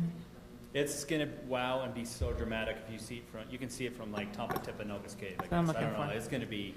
it's gonna be wow, like it's. Chief, how many feet tall is your pole in the fire department? I won't go down that pole, it's scary. It's a fast, super fast slide. It is. I would mention one other thing, though. We're really talking about two different things. What grabs you when you drive up to the park? Yes. A lot of parks have a rocket ship, and so when you're talking to your kids, we want to go to the rocket park. This will be dramatically visual. Okay. Dramatically. But the second thing is, it used to be when playgrounds were designed 30, 40 years ago when I started doing this, that everybody thought, well, we got to get high or they won't have fun. And all of the playgrounds pretty much were climbers where you'd end up on the top of a pole and then you'd figure out how to get back down, and that was what was exciting. That isn't what keeps kids engaged and keeps the play value at a point where your park is a popular park. What we like to see is when they get onto a playground that they're for hours and feel like they haven't done everything, and that comes through complex designs where, like on the Kiwanis, there's so many variations of the way you approach it, the way you leave it, the way you stay on it. You may hang underneath it, you know, all of those things. And all of these events throughout the park have those complex things. Now, if you want to go, if your goal is just to go high, then we can focus that direction. But I'm just saying, you've got the visual for that. And this slide is faster than any other slide we have. I mean, they really tool down this slide. Is it the bottom, is it metal, does that get hot in the summer, just that bottom part where you That's stop? a great question. I might have The kids. first one that this was installed in was in Mesa. And, Oh. and they looked at it and they decided we can't have a stainless steel exit because that will get Yeah. hot. But what we can do is they actually ship in a pre-made concrete exit so that you come out of that stainless steel onto concrete that is a neutral temperature. Perfect. Interesting. Yeah, because I agree with what Councilman Smith said. I want this to be a park where it's not like we're going to go to your brother's park today and we'll go to your park tomorrow. Like, this should be the park that everybody wants to go to. And it is an all-abilities park, but we like to call it an all-inclusive park. Yeah. Inclusive for everybody of all abilities, all ages, everybody. So, we'd love to see Councilman Smith go down that slide one time, just to try it out. Don't count on it. So Or the do you other, push 'em down? the other question I have is on this outlay, it doesn't look like there's much shade. We took the shade off so you could see what's underneath it. Yeah, all the shades removed on that. Oh, okay. There's a lot of shade. So where we see all those poles, there'll be shade. There'll be shade, yes. Okay. There's a lot of shade on it. Shade over the zip lines, the swings, the 2 to 5 structure has a lot of shade over it. And how durable are these shade structures since we have bad wind here in Highland? They're engineered to 150 mile-an-hour winds, mile per hour winds. So the footings on those posts that you see, number one, they're large posts, but depending on the engineering of the size, and sails have a little different engineering, they'll be between 8 and 12 feet deep and 30 to 36 inches in diameter. Tremendous amount of concrete. And no way for kids to climb on top of them. No, we'll get them high enough for, well, I mean, kids could do. Kim's kids could climb on top, they're athletic, my kids Yeah, couldn't. they could do anything they want, but. Yeah, you're good. But no, we'll have them high enough so that wouldn't be an issue. But the fabric is a Sunbrella fabric. If someone threw a bottle rocket up on top that was still burning, it would burn a hole, it won't spread. If someone climbs up there and decides they want to cut it up, it won't spread. And these are fabrics that 10, 15 years, they're going to last well. This surface, is there any other parks that have this surface that we're recommending here that we could kind of look at and ask how it's held up? Oh, yeah, we can get you an extensive list, sure. That would be great. We just finished one, well, they're more down here, but we just finished one this last summer, a very large park out at Magna Regional. but there are numerous ones in Utah County. And then is there any way to get a breakdown of the costs of this? So each equipment, how much it, playground equipment, how much it costs and everything like that? We bought it with us. Especially for fundraising purposes, that'd be amazing. Yeah, maybe you ought to give that to her. Yeah, that's good. That would help with value. What do you trade this for that? But there's nothing like this in Utah County. No. Not in Utah. It's funny, we see commercials every once in a while where cities will say, this is the most accessible playground in Utah. And usually they aren't even better than what's been put in. This absolutely is the most inclusive playground in the state, no question about it. But I really want to emphasize, this will be considered a very exciting playground. It's just that you're going to have the ability for autistic kids and kids in wheelchair and all of these other motor skill disabilities being playing right along next to their siblings. We did a Miracle League playground. I don't know if any of you have ever heard of these. It's a nonprofit that they'll come in and work with a Kiwanis Club and put in a field where the surface it's a ball field, but the surface is a hard surface. And so we put a playground in next to it. And it really opened my eyes on how it works with inclusive playgrounds, because as they played baseball, an able-bodied sibling would be also in uniform and would help them to first base, to second base, to hit. And it was so neat. But when we got to the playground, I almost got run over by this girl who was coming off a ramp in her wheelchair so fast, and her sister was skipping right next to her, and they were just singing. And that's our goal for this. Not to disregard the older kids, not to disregard the younger kids, and certainly not to disregard the kids with disabilities. But every one of them to have something that makes it feel like this is my place. This is where I want to go. And we really feel like it's accomplished that. However, anything you want to modify or change, we can do. Is there, one of the things I liked about the other design was the zip line with the disc.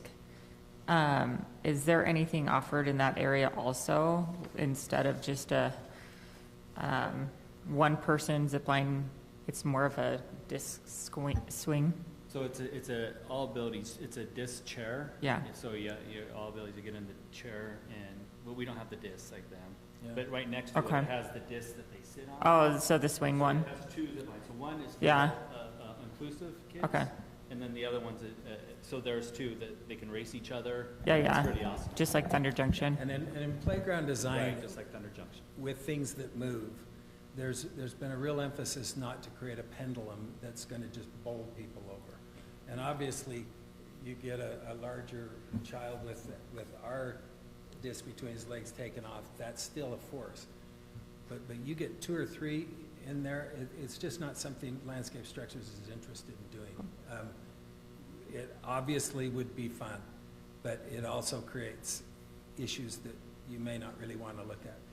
I mean, a child not paying attention walking across here with 3 kids coming across could knock them pretty silly. So.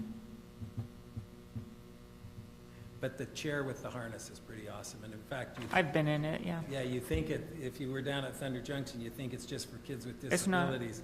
It's everybody gets in that chair. So it's pretty fun. Any questions? Anybody else have anything? No? Thank you. Thank you. And I would say, I mean, Rob has been to as many of our meetings as the chiefs have, so it's been a lot of work. And for staff, they have run around in circles trying to help us create something special here, so thank you. It looks like, what do you think, Council? Are you ready to take action on this item? I will make a motion. So based on resident feedback and the overall park design, I would make a motion that the... Second bullet point, sorry. Sorry. Okay, I move that the City Council authorize staff to sign a contract with Sontag Recreation for the All Abilities Playground in the Mountain Ridge Park. Do we need to include, so right now, we're not putting a monetary value on that contract in the motion? Or is it going to be? Good question. You want it to be flexible? No, so the bids were all solicited at $2 million. You can Even. include that, this one. I think we ought to include that. That would be fine. Yeah, let's include that in the motion for the $2 million. I'll second it. Okay, so we got, that was Sarah with the motion and Councilmember Smith with the second. So exciting. You can go ahead and vote. My apologies for not including that budget in the proposed motion. Thank you for that catch, Councilmember Smith. So now that we have approved this, what is the timeline for all this? Because I know we're starting parking lot, all that. So do you remember your timeline on equipment ordering? Wasn't it 2 to 4 months originally?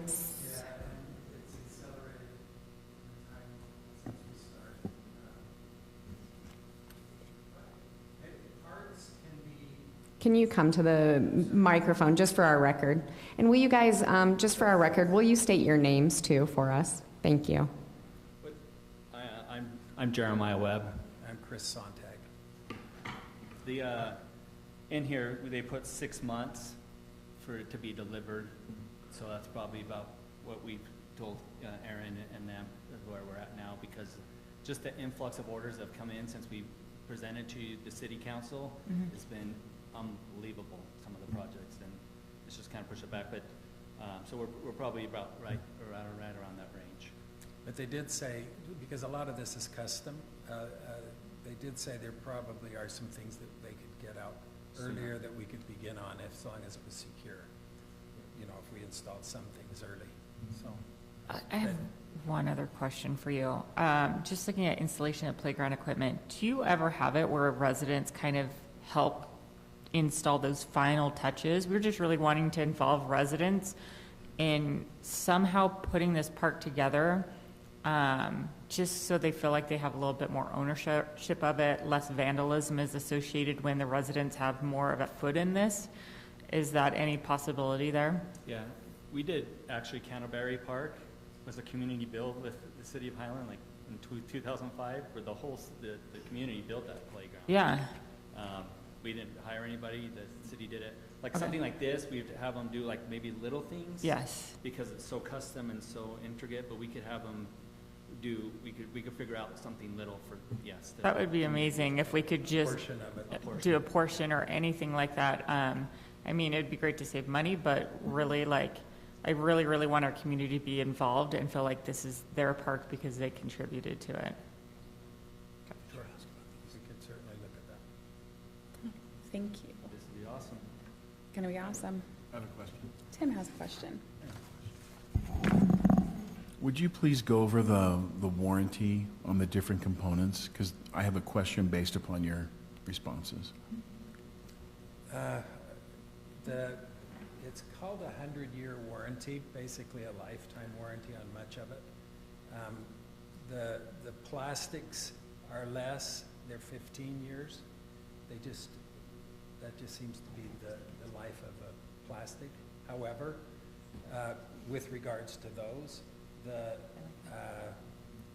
way landscape structures, whenever plastic parts were fixed at one end and fixed at the other, we were getting cracks. And they discovered that if we had slide exits that had a slot, so because a slide will contract and expand 2 and 3 inches between cold days and really hot days. Wow, that much? Yes, and so then you get cracks and you think, well, what's with this stuff? Because it's very well built. So they've done a lot of those things that mitigate those types of cracking. So plastics are that. The cabling is 8 years, and that's pretty much an industry standard for the cabling. There are a few moving parts, like swing hangers, that are 3 years, but everything else is basically a lifetime. Except the fabric on the shades are 8 years also on those. We specifically go with an aluminum post. They offer steel too, but it's an equivalent strength the way they built the post, so that if there was someone that got in there and did something where they scratched things off, you're not getting rust The clamps around the post are cast aluminum, and the poles are extruded aluminum. And so we do anything we can like that to really help with the longevity of it. But Landscape Structures, yeah, there you go. They were the first company that ever offered a warranty, anything like this, and it's been very successful. Is there any option for extended warranties, prepaid extended warranties? I don't believe so. Okay, great. Thank you. So is the tender tough, that's web-coated decks, is that, The platforms. And a lot of that comes from, sometimes the playgrounds are in a gritty pit of an area. So the grit on the shoes will get up, and after, again, we usually see wear on the decks at about 20 years. But in a port-in-place setting, you're not getting all of that dirt as they're getting up and on the playgrounds. What you're going to find is this playground's going to look brand new, and in seriously 10 years you're going to go by and think it just looks as good as it went in. So Other than, again, vandalism type issues. But we give you touch-up kits and all sorts of support if there's anything like that. So when do you actually place the equipment order, just if we're wanting to just look at this breakdown? The sooner the better, because it's, our government is definitely funding a lot of Right, what's yes. going on It's a in cities. COVID And so- playground. And so we're seeing a heavy influx of ordering. What we do need to do is probably have either a meeting or a conference call with Landscape Structures to get settled on if you want to change the colors. You can do it any color scheme you want. And if there are any other changes on the playground that you want to make that we would need to modify. Well, I would like to be involved in that, if we can just work out a schedule with staff. We're available as soon as you want to do that. Okay. And I'm just saying, the sooner the better. Yes. Okay. The ship dates are really pushing. Okay, perfect. Thank you so much. So great. Hey, Erin, is there any way we could get copies of those bigger printouts that you have and take them to the elementary schools and let the elementary kids do the dot thing with them at lunch or something, just to kind of give them some buy-in to, as far as oh look, I wanted a slide and there's the slide I wanted. So a printout of Sontag's design, a new one, so they can do the dot game? Yeah, just maybe 3 of them, so 1 for each of the elementary schools, just to kind of get kids excited about it also. We would be happy to. Is that something council is planning on doing, or is that something you'd like staff to try and facilitate? I'm happy to do it where my kids go to school. I'll take it to Freedom. Okay. And then if one of the other council members wants to go to Westfield, or if not, I'm happy to. I'm happy to. Yes. Sounds great. Who's in Westfield? Westfield. So yeah. Do we have anywhere with kids No, in Westfield's in Alpine. Yeah, the other one. you're talking Richland? Yeah, Ridgeline. That's what I mean. I've got it. Sorry. Ridgeline. Yeah. So. Yeah. It's fun to involve the kids. Perfect. And we could even, maybe color schemes is too much. I don't know, but we'll work on that. Perfect. Okay. So fun. It's exciting. Just curious, out of council, just a quick yes or no, and you guys too. Who thinks that we should keep the name Mountain Ridge? Okay, that was compelling right there. I think we should call it the Rodella Parkway. I mean, if you must. I mean, I think it's fine. I think it's Maybe, good. I'll name the restroom after you, though, Brittany. Oh, thank you. I thought the mayor already took ownership She just of wants that. the toilet. well, valid. I'm wondering if maybe the final name of the park, you could, I mean, that's just a consideration, but if you had a large donor, Yep. maybe I that's think we should consider that. something, say, we'll name this after your family or foundation if you donate a certain much. Because we have lots of promises of donations. I don't think we've had many. Well, I think, isn't Yeah. the baseball field, we're naming that after the donor? Yeah. Right. Which is a cool name. So, yeah, so I think we can talk about that going forward as well. All right, perfect. Shall we talk about restrooms, Nathan? Or would you just like us to make a motion? Thank you. Thank you so much. For reference, Kim and I have voted on this same bathroom before. Yeah. Yes, this is the second time we're seeing this. Do we need information or? Can we, yeah. It's up to you. Okay, go No. back. That's what it looks like. I just have a couple questions on this Yes. restroom, just, you know, because I use restrooms. Drinking fountains are included, right? Yep, It's heated, so it's open year-round. yep. Is there any way that we can have motion-detected lights on there and a camera, even if it's Yes. fake? Okay, Yes, we're testing cameras out at Highland Glen Park right now. perfect. So, let me just ask a quick question. I'm sorry I interrupted, Mayor. But how much vandalism have we had in this new restroom? It's been there about a year and a half. Yeah, we've had some, but with the design of these, they're really easy to clean. They're about almost as vandal-proof as you can get. We've had things like kids sticking paper towels in some of the vents inside, stuff like that. How But do you do, like, that's not even fun. no, I can't respond to that one. But in talking with Josh, he's been very happy with how easy they have been on the vandalism side. So you're basically pleased with this restroom? Yeah, he's been very It has a happy with it. lot of advantages. Yeah. Okay. One neat thing about this one is it has 8 individual rooms, right, or lavatories, 2 of which are handicap accessible. Great. And just for the record, we bought bathrooms like this right when we first got on the council, and we had a very heated discussion about bathroom features and things, so I feel comfortable with these restrooms. Sorry, one last question. Since it will be heated, open year-round, the drinking fountain, will that be able to be on year-round or no? I don't know that. I don't believe so because it's outside. Burst some pipes. Okay. Okay, If there's, I'd like to make the motion. I think you should. Yes. I move the city council adopt the resolution approving the contracts with CXT Precast Products Incorporated for the purchase of 4 precast concrete restroom buildings for $229,608. So that encompasses the 8 rooms, right? Okay. I'll second. Okay, and we can go ahead and vote.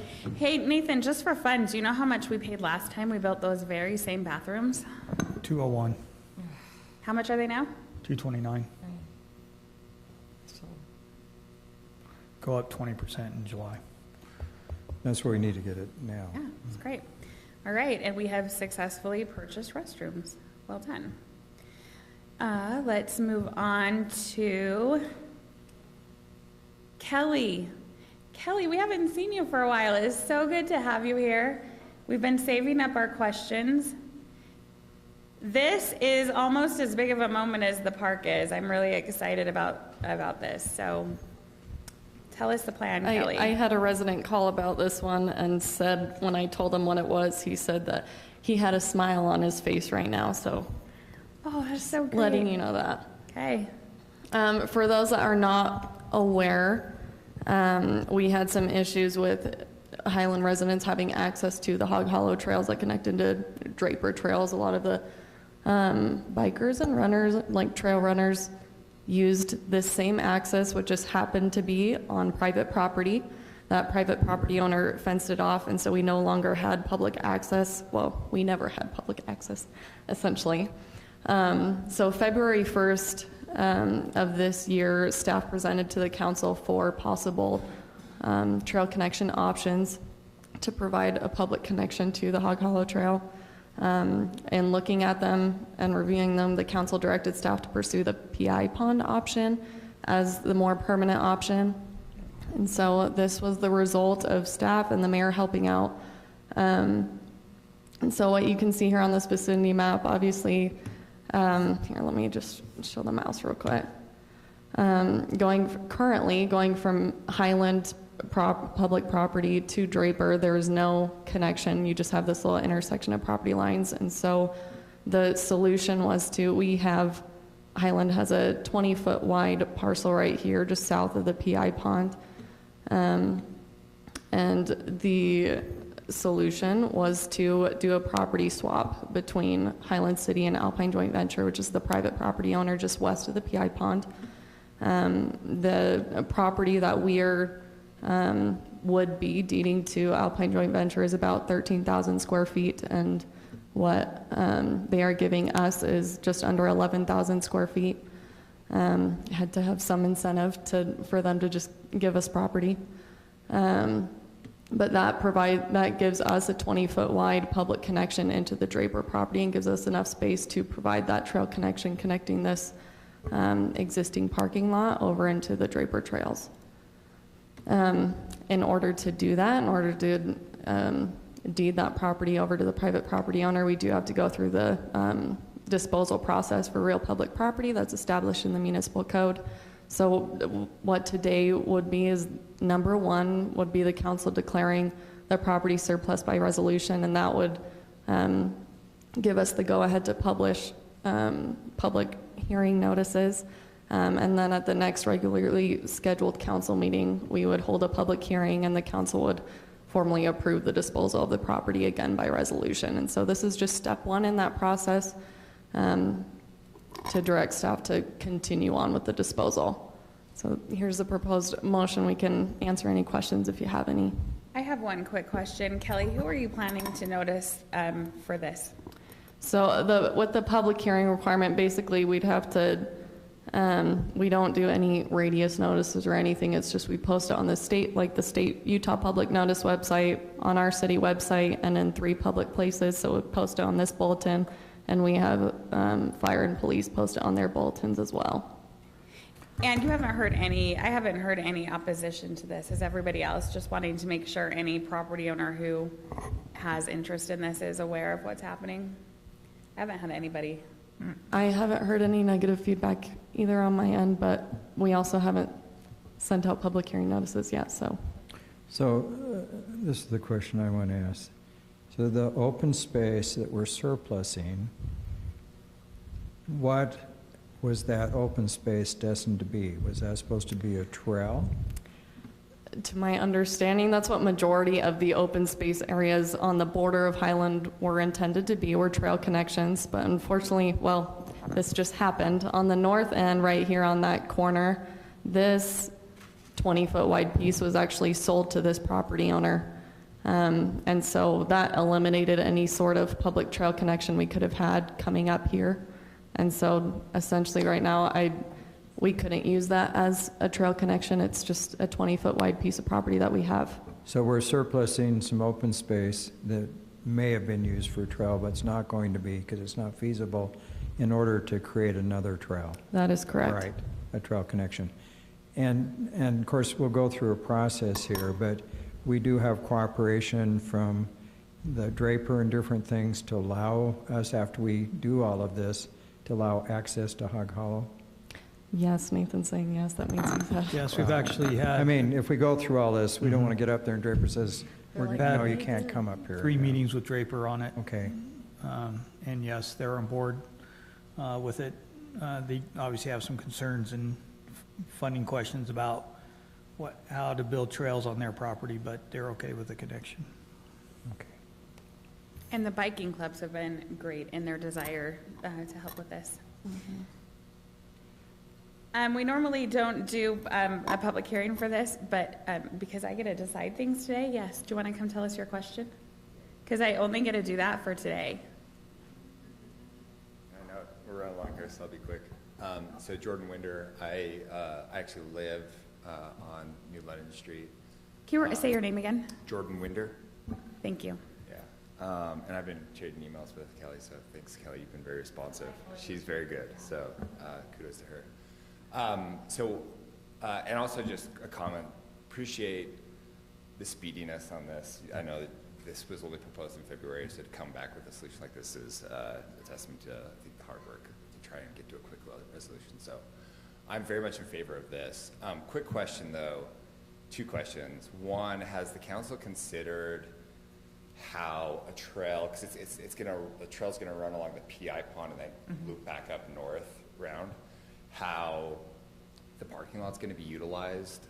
You can even see in this vicinity map that there's already a lot of wear southwest of the actual parking lot. Like there's a lot, that's where like all horse trailers come. Okay. I'm just cognizant that there's already a lot of people that utilize that, and the fact that they're going to be, people are going to want to be the closest access to the trails. So just something to consider, that it is going to probably mean fewer people actually park in the designated parking spot and are going to be parking more in just that field. And then two, this can be a separate comment, but you know, I've lived in this property now for a year, and we're just getting into the season where people are coming up there, and I'm already seeing a lot more people come up Angels Gate from even last year, and curious if there's any efforts, considerations on how we might prevent speeding, just with the increased traffic coming up there. I live right at that corner. I've already had 2 stop signs removed in the last month. I don't know if they were just taken from like vandalism, but I'm mindful of just how fast people are traveling up and down that hill, and also not respecting the stop sign right there. So just a comment that I'll throw out there. Can you show me, which one, Kelly, which one is his house? Right there. Okay, right there in the corner. Right there. So do we own, I'm sorry, I'm interrupting. Well, I'm just thinking, when you purchased your property, what were you under the understanding that you purchased? As far as to the north of your house? It's in terms of immediately north of my house, the Highland City property, right? In terms of who owns the property? Yeah, I'm just wondering, how far to the north of the property your property goes? Does that make sense? Yeah, just to the fence of my house. Okay. We've just been having a conversation about property lines and things, so that was one that was of interest. He brings up good points about that empty field. Is that something? Is that city property? Yeah. And if it's city property and everybody's using it as a big parking lot, We need to make it. do we maybe need to charge A parcel. a parking fee or something? I mean, the bikers and all those other people wouldn't be doing that, but Or do we need to make it a parking lot up there? that's what I'm thinking, but maybe charge a fee. Yeah. Would they rather have it be a parking lot there or a field? What do you think is a good solution for that area? I'm not here to propose a solution. I'm just making aware to the council that I look out there multiple times a day, and there's certainly people using the designated parking lot, especially because right now people are using it and accessing through Blue Bison. But like the field itself still gets a lot of parking. I mean, there's no way that you can park, especially the horse trailers. You can't park it anywhere but there. Okay. And other people park right there as well. So just making you aware that they're not parking in the designated spots. I'm not here to propose a solution one way or the other, but just to inform. Okay. Thank you. Could we encourage the staff maybe to look that? Yes. Yeah.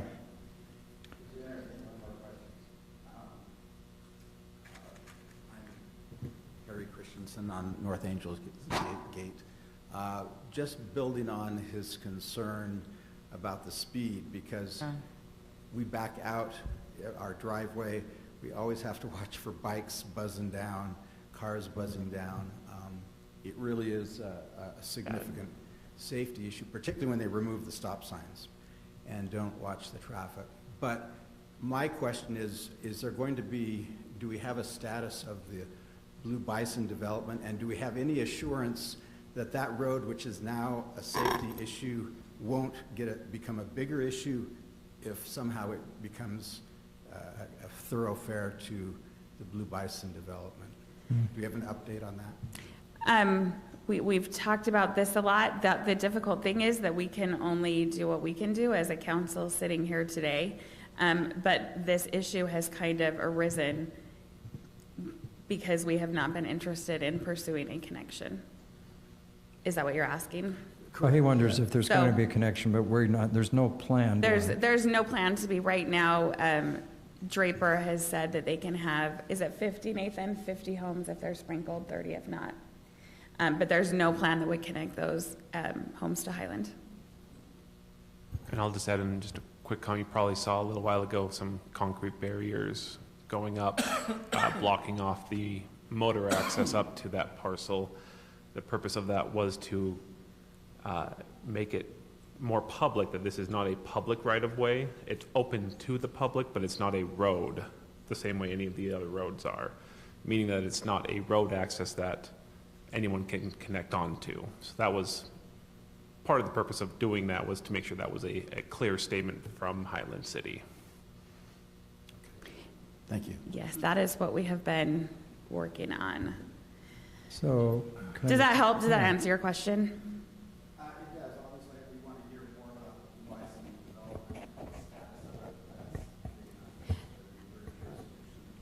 development. Yeah, that's in Alpine right now, but if you want more background on the issue, I'm sure Kelly would love to talk to you about it.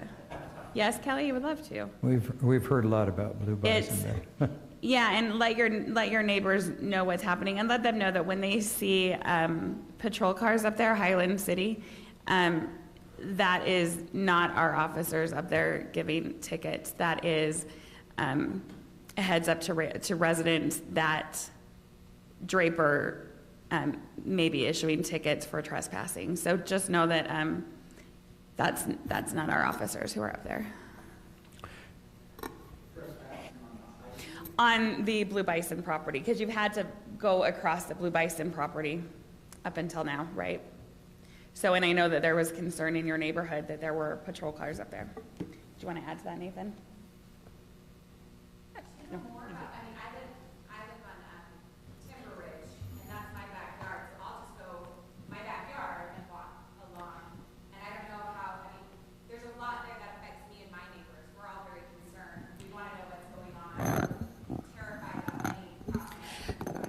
So I think that's fair, and up to now, we have been quiet about it because we've been talking about real estate purchases and stuff, but I think that if you would like to come in and talk to members of council or staff separately with your neighbors, kind of gather your concerns, or we can meet you up in your neighborhood, we would be happy to do that. Right, people? Yep. Yeah. So let us, anytime, we're happy to talk about it. So can I bring up a couple of points? Of course. So, you know, the blue bison issue, I mean, this has been ongoing controversy for years. I don't think there's, as I've seen, any support, particularly on the council, to connect into blue bison. I mean, there was some discussion of them annexing into Highland, but I don't know if that's ever going to happen. But at the same time, I think the residents here brought up a couple very good concerns. So we're opening up this trail so people have access, but in opening up the trail, we're also going to increase traffic up through this neighborhood to get to the trailheads and different things. And I guess my concern would be is that maybe we ought to have either staff or someone make some suggestions for parking, ways that we can keep the traffic safer and slower in this area. Because I don't think we need to make this area particularly, we want to improve accessibility, but we don't want to make it a tourist site particularly and encourage lots of traffic up this road. Does that make sense? Yeah. Because I think we need to be real aware, because this is a residential road and it's not designed to be a main thoroughfare, right? Yes.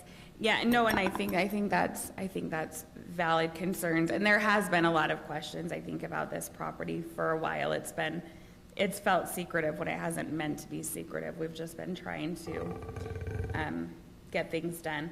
Do you want to do a meeting with some residents, or should we have staff do that? What do you think? Would you like to be there? Well, I'd like to be there.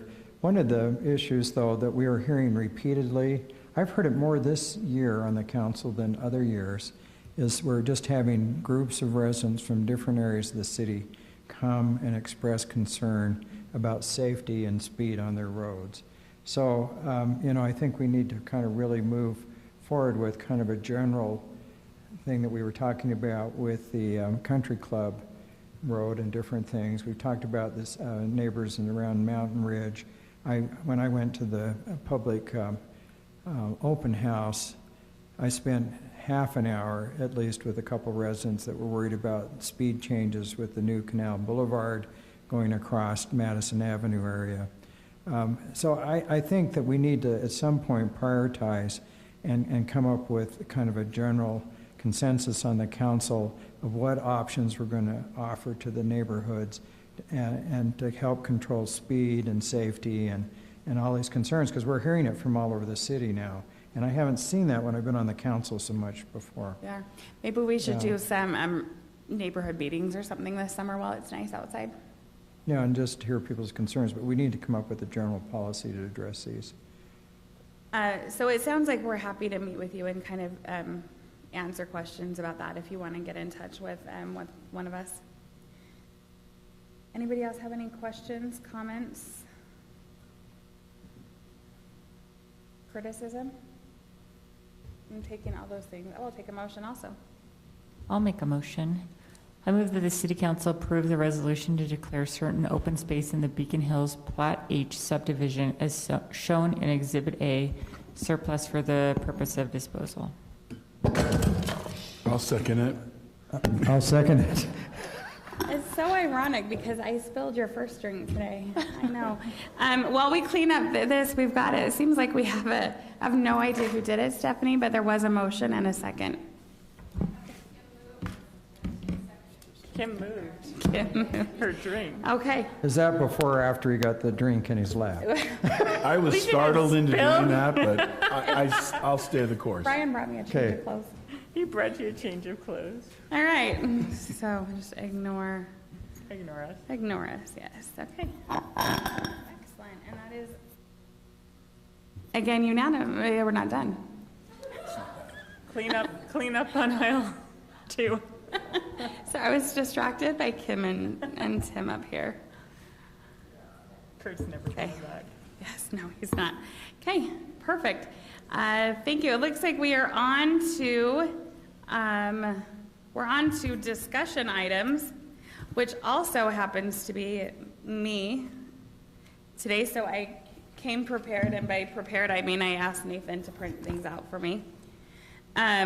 So I have recently been sitting on the Central Utah 911 Commission, which is really interesting, and I kind of had wanted to do that as I'm on public safety as well.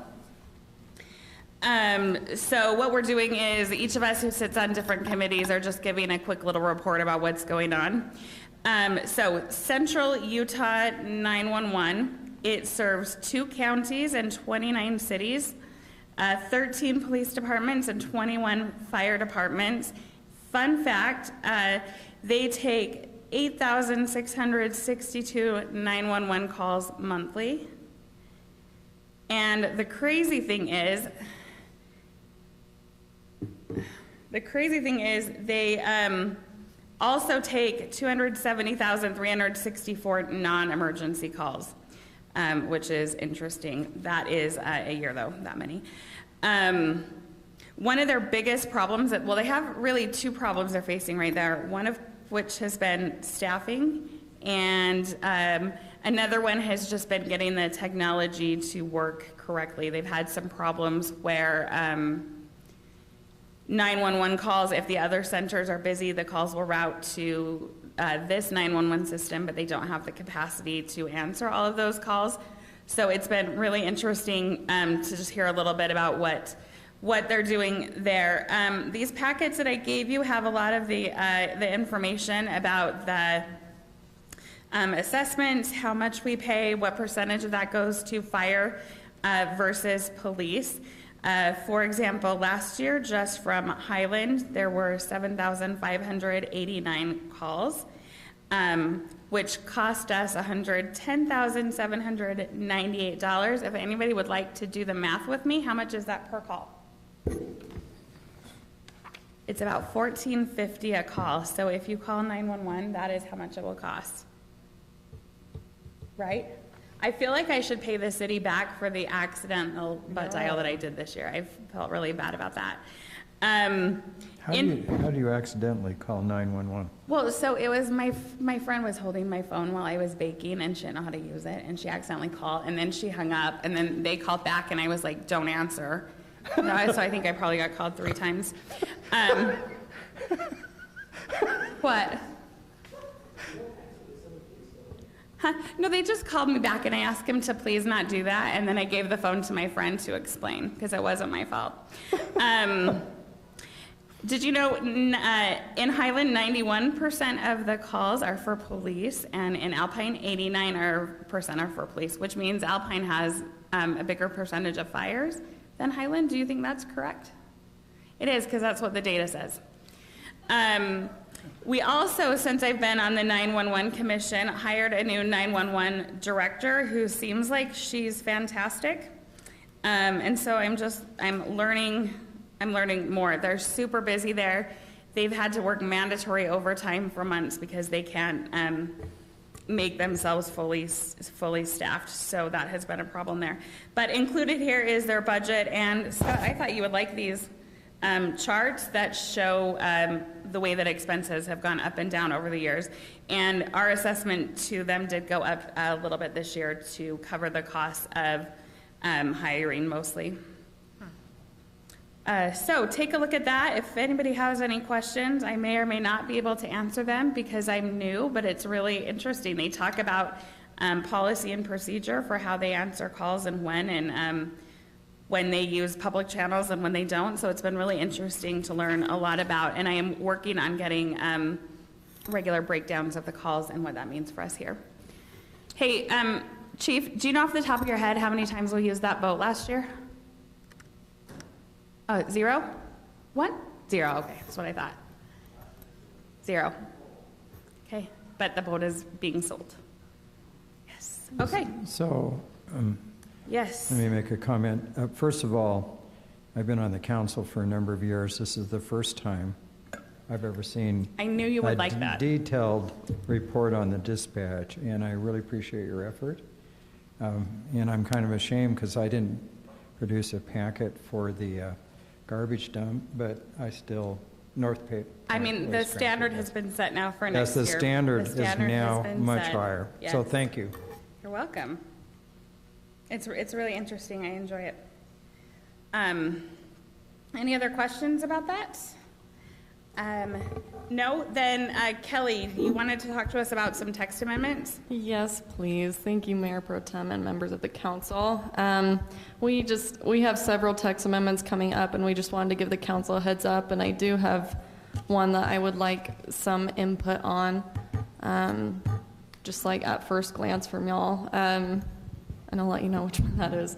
But the first one, these are all, by the way, these are all going to Planning Commission next Tuesday, and then when coming to council, we're going to split them up just because there are so many, and we have a lot of other things the council needs to review and approve.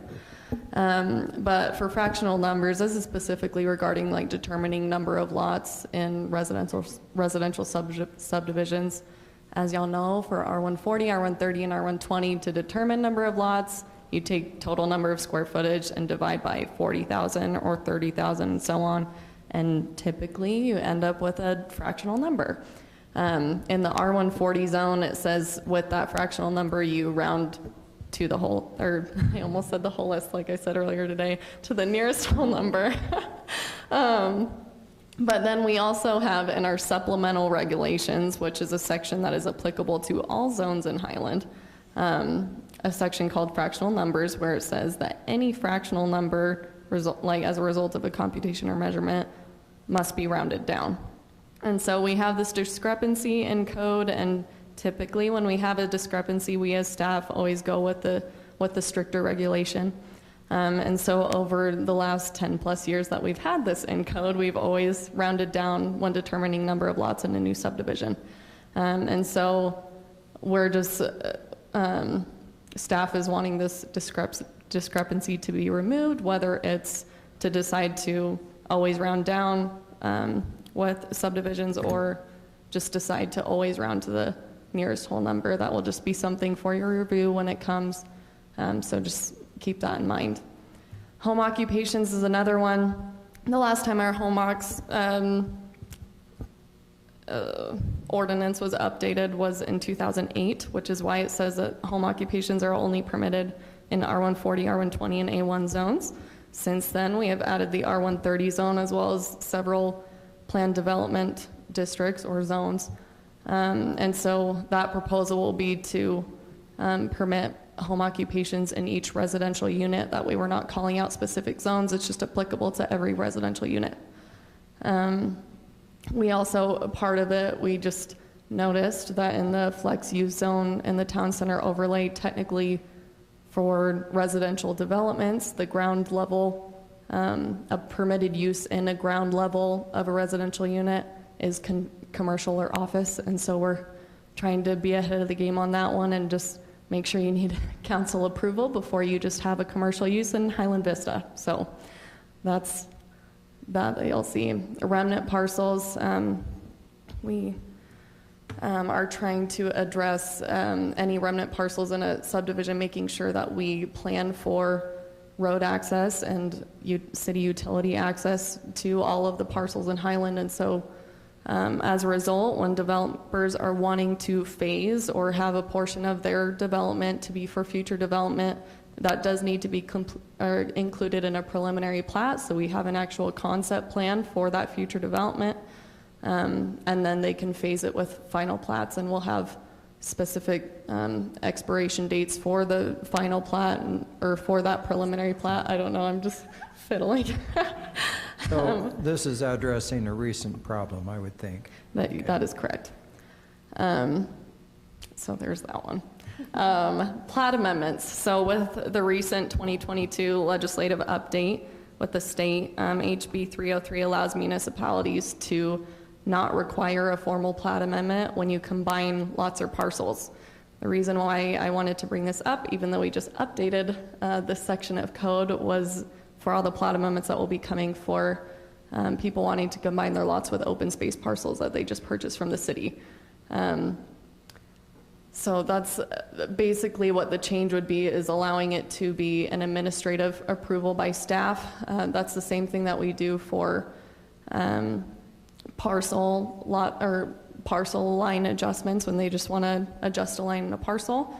It doesn't require a plat amendment, and so that's just staff approval. So it would be taking the same thing where people are combining lots and parcels and making that a staff approval, where we would just be checking and making sure that it meets code, it meets zoning ordinances. This doesn't change or modify any easements. It's simply removing a property line, which ultimately that's increasing lot size and lowering density. And so that's just something to keep in mind.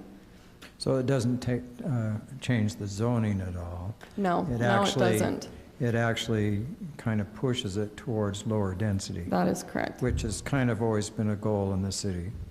That's what I thought too. Yeah, okay. Actually, I want to do this one first. Retaining walls. I know the Planning Commission's wanting to discuss more about retaining walls, but this is one that I just wanted to address quickly before we get more building permits for it. But currently, the max height everywhere in the property outside of the front yard setback is 6 feet. That was a change that we implemented back in May of 2021, so just a year ago.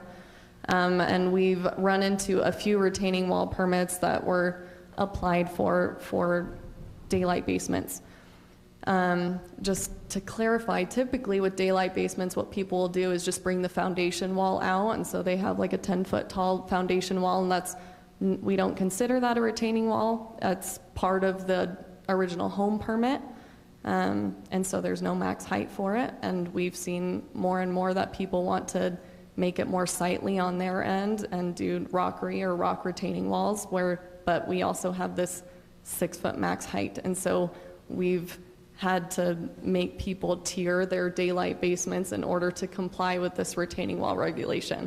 And so I'm trying to address that as quickly as possible before we get more, simply because these are walls that are only visible to the property owner. They're not visible from the street. They're not visible from any neighboring property. This just impacts them, and where it meets IBC, like International Building Code, I don't see why we would have a 6-foot max height for it. So they would never, I mean, one of the issues we got into recently was when they put a fence on top of a retaining wall. So on these type of retaining walls, you wouldn't have a fence No. because you're not, okay. No. I'm like, I've never seen people put a fence on top of their daylight basement, but who knows? You know, I'm not really sure what a daylight basement is. You're talking about a walkout basement? Yes, that's exactly what it is. Okay, When people okay. dig it out maybe 10 feet away from that basement exit, and then Then it's they just have the top. regular windows, and it's just, okay. Yeah, it's them digging into their grave So I just have to one of make it so those. they I can just go wasn't out. sure what you meant by daylight, yeah, okay. Oh, this is that one. This is the one I would like some council input on. We've had several developers, home builders, and residents all have issues or questions with how we define our setbacks, where we actually measure from. We typically measure from support, like support post or main wall or main frame is what our definition says.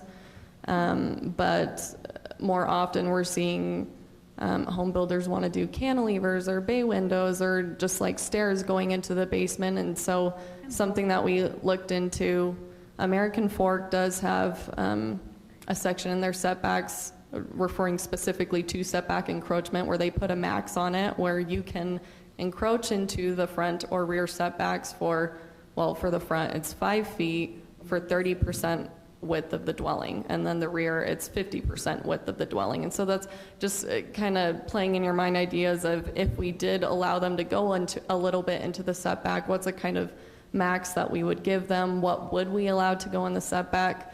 We would recommend not going into any form of any easement. If there's a public utility easement or municipal easement, we wouldn't allow them to encroach in that. But if it's a 2 foot, like a 2 foot encroachment just for stairs or something like that, we're just trying to really define what our setbacks are. That way when we get these questions that we have a black and white answer. So let me see if I understand this. So let's say a person's foundation is exactly 15, isn't it 15 feet? Off the side property On the line. side property, okay. Because I went through this because my partner asked for a variance on this and wasn't able to get it because the ordinance hadn't been changed. But you could put, for example, what they were trying to do is put in a basement apartment for their family members, and they wanted an outside access with a stairwell. But they couldn't do that theoretically because it encroached in the 15 feet.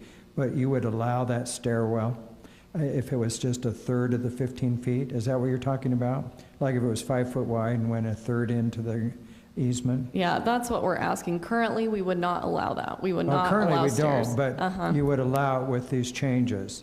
Or if people wanted to have a bay window that kind of projected in that area, but really as above the foundation. I mean, I'm restoring my grandparents' home in Pleasant Grove, and they have a bay window that comes out from the old dining room that extends beyond the foundation. But really, you would still count the easement to the foundation, but the window would come out into that easement. Is that what you're saying? Yeah, honestly, bay windows, I actually, because it's not really considered a main wall or frame and it's just windows that extend out, I don't think our building inspector counts that as like being into the setback. But for cantilevers, we had one recently where it was foundation wall, and literally just above foundation wall there was a cantilever coming out 2 feet, and they were like, but it's a cantilever, it's not the foundation wall. And it was like, and so they went it looks like a main wall. So that wall. went into the easement. So you're saying you would allow that too? Yeah, that cantilever was the whole length of the house.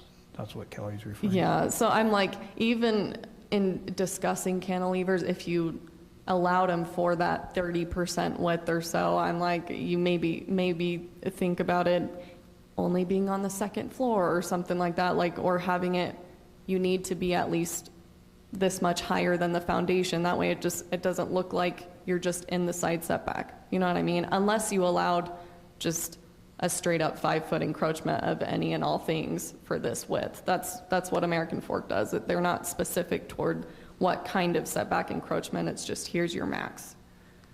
So I've had people complain to me about some of these things. So I could support, especially for stairwells bay windows and that cantilever, am I saying that right? I don't understand that totally. I just Googled it. But, well, I know what they are. I didn't. But I can see.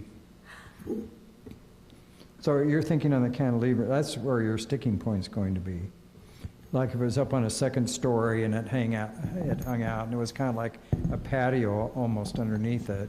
Yeah, it's the difference between having a, do you want to allow it just, because we measure from foundation, so someone could say, I'm off foundation, I'm just building out this unsupported structure that's just hanging out, even though their foundation is 3 inches off of finished grade. Yeah, so because it that just looks expand like the whole house, structure, yeah, and that's not good. which doesn't look good. So we could put in restrictions that say, you can do that, but only for this width, or only on the second floor and for this width. So that's kind of what we're looking for feedback. Yeah, as it'll be we interesting to craft see what the this. planning commission thinks. So general support of looking at potential setback encroachments for these types of limited reasons. Were you talking to me? To the Just overall. overall, I had to ask her a question. just in general, Are you interested in us taking time to explore whether, take this to planning commission, have them look it over, make some recommendations on maybe allowing some types of setback Yes. encroachments? Yes. Yes? Mhm. Okay, good. Because that combines Kelly's two favorite things, retaining walls and encroachments. Perfect. Let's see, is it, Erin, survey results, are you ready for that or no? Unfortunately, I do not have the survey results for Okay. you. But I am prepared to talk about firework restrictions. Can we just pretend I don't know, do we have to? Well, as long as it's just Scott's neighborhood. Well, I've survived without fireworks down there, but it's been really disappointing. I hate to disappoint you in future years, but so just to council as a background, state law is very restrictive as to where we can ban fireworks, and actually state law says when you can buy and sell and light fireworks, and so they're very specific of that. And as I said, there are very specific locations where we can ban them. Previous fire chief looked at the city, and in 2020, this is the map we've come up with. So it had expanded slightly over the years, and this is the map we came up with at that time. And in working with Chief Patton, he agrees that this is the most inclusive we can be based on state law at this. Well, I should say Chief Patton and the attorney have given us guidance that, like some cities will do outright bans, and our attorney has given us guidance that we are not allowed to do that per state law. So, You're so harsh. state law, let's just blame that. And so ultimately, this is just communication council. So this is the map we plan on just continuing to publish as the restricted areas for fireworks. There's a big long list of places that go along with the map that we don't need to read. I will say, there will likely need to be some updates to this map in the future, as like right now, and actually on our old map, we call this the state-owned property south of Lone Peak High School, right? But it's now Ridge View. I'm getting all my ridges mixed up now. It's Ridge View, and so Right, it's so many. I understand. right, yeah. it just it's bad. Did that earlier. And so as that develops, maybe something changes here, and the what is this one called? The Hollows. As that develops, there may be some changes there in the future, but staff felt at this point it's still too undeveloped to lift that restriction entirely. Too much fire risk there. And so really at this point, council, unless you have concerns or want to talk about this further, our plan is to continue forward with the map that we've established. We work with the state to make sure that they have the correct information, because they do a statewide restriction map. And then, again, we distribute the map to firework retailers as well as through our communication channels. Chief, is there anything you want to add? He's happy in his chair.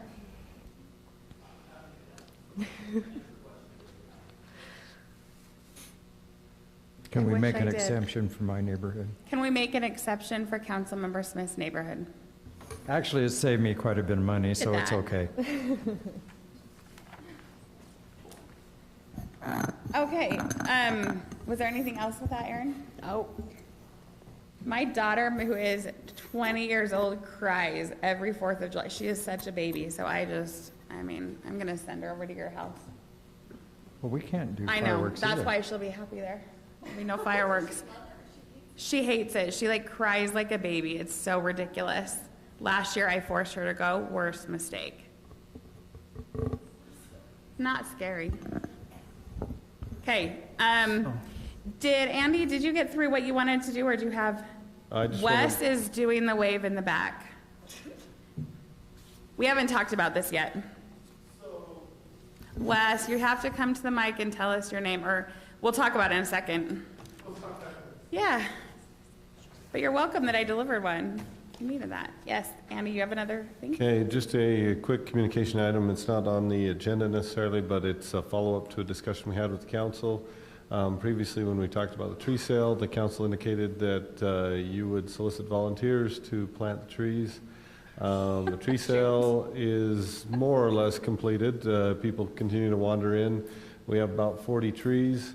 And so we are ready to marshal the volunteer forces and get those planted. Are there rules about what goes where?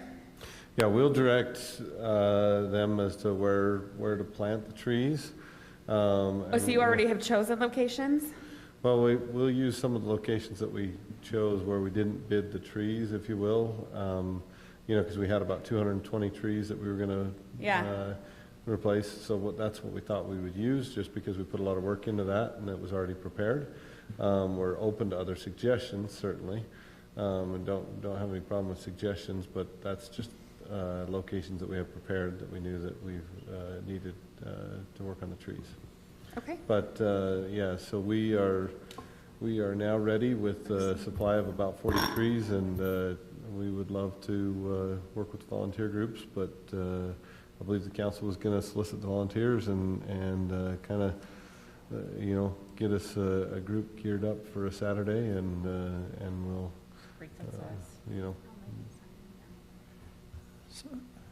So these aren't going to we be had to do trees that. that are going in specific, like I can't say to my neighbors, hey, look, we can all go plant trees in Viewpoint.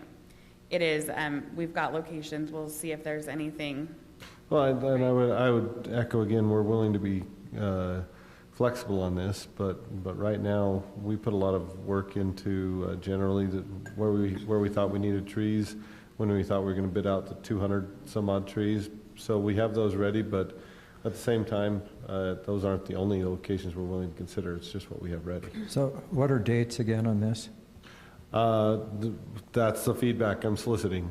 We have the trees, they're ready to plant. We'd like to do it before it gets real hot, right? And so get them in the ground before we get into the middle of the summer. They are being irrigated as they sit out there, and so we've got a week or two, but typically we don't like to plant them in July, say, or August. So we'd like to hit it in the next, let's toss out month, although we're flexible. So could we work with some of the, like the youth council? Could we work with maybe some of the maybe church leaders in the area and say, we have this cool project and we need help? Yeah, because a lot of times they're looking for some sort of projects. We used to have Boy Scouts. But. And then is there a way you could send us kind of a list of what areas you're thinking, so then we can reach out to kind of like our contacts in those areas and say, hey, we're planning on planting trees in this area, gather a group, this is your neighborhood. Okay. Yeah, we can. So we did that with the Highland Glen Park. This is about 10 years ago. So we grassed up on the north side of the lake. And we had a scout troop come in. We had sod there ready to go. We sodded that in just a little over an hour. So if it's organized, and you know where you're doing it, who you need, we could get people coming from those areas. I guess I have to echo what Kim said. We just need to know where you want to plant them, and we can maybe work with those neighborhoods. Yeah, we can get you some ideas on our suggested planting areas, and send those out, and then we would need the feedback from the council in, what day the volunteer groups can do it, if you will. But that's what we're looking at is Okay. the next It'd be nice to get it done in the next month or so. Great. Thank you, Andy. I'm super excited about that. Ironically, I understand that having residents help you with this is more work than actually doing it yourself. And it would be. Depends on, you know, how long we can coordinate things, how long we can keep it. Okay. Okay, thank you. So, Nathan, one- you're handing out papers, so I assume you Yes. have something to say about them. One final thing is a draft, as requested by the council, is a draft of fundraising brochure for Mountain Ridge Park. No pride in authorship, so we'd appreciate your comments if you can get it to us. Can I make a comment right now? Sir. I think it's very beautifully done, except the Yeah. letters on the blue have got to be darker, because those of us that have trifocals cannot read it. I agree. So if we can just make black letter and maybe a lighter color in the background. Yeah. But the organization is very well done. It's very nice. Did we ever find how much of a fee Venmo or PayPal takes? I don't know, no. Wes is super anxious to comment. I just thought it was amusing, the picture of the playground. You obviously had some kind of inkling as to which playground bid was going to win the day. Because there's a picture of it. Unless it was printed a few minutes ago. They were, he just literally handed them out to us like 5 minutes ago. Okay.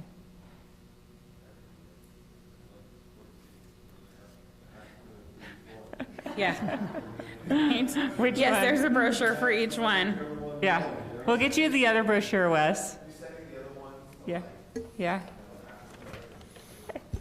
Let me ask one more question. So you have the thermometer with the contributors, and you've got over $500,000 contributed. Do we actually have that money, or is that just promised? Promised. We have It's promised. 20,000 of it. Okay. yes. I talked with Paul, and he's like, yeah, I can write a check, like, whenever you're ready to need it, you know, he's ready to. Okay. So that's a strong commitment. Do you have any other updates, Wes, about fundraising or anything? You realize if you do, you'll have to stand up.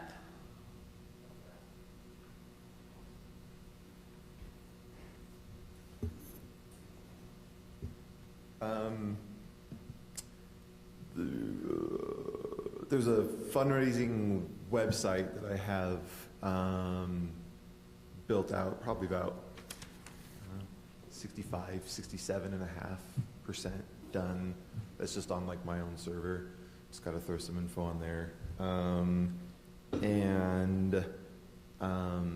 Whenever staff gets a chance to just unload all of the data and plans and info,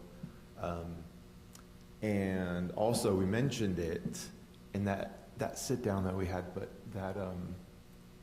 that like entryway, Yeah. that I think was a blue line that had at some point. Yes. So we've asked them to, we gave them a budget of $40,000. Well, 35, we're using 5 for anything Okay. else you want to add, to design what that's going to look like. So we'll have a specific design. That's cool. Shortly. That was really impressive. I think that'll add a lot of character and draw in a sizable donation just to kind of take ownership over, like either the naming rights of the entire park or just that. Gosh, what else was there? It seems like there was something. We're going else. to put up a big sign, like saying future home of the park with a link. Yeah. I think that would be amazing. So the plan was to update the graphics based on the playground that you chose for that sign. We Okay. wanted to get people excited about something. So Wes, do you think just having one big thing there with sponsor names, or I know we talked about like fence posts or bricks or something like that. Should we have that also, or just one big thing? So, and I know my eyes were open to some of the issues, that, Nathan talking to me about maintenance and upkeep with some of these other options like pavers or bricks in a wall or whatever. And this, have you seen, I'm not doing a good job of describing it, but it's No. like, No. I was sketching it. It's like, let's say you have like a big dome rock. Yeah. And you just took a big slice out of the middle of it, and you're left with two Yeah, yeah. halves, and it's like an entryway. Yeah, And inscribed on the, are you listening?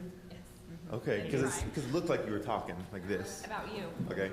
But then on the sides of it are like etched in like the names of donors Okay. in a different level. I like that.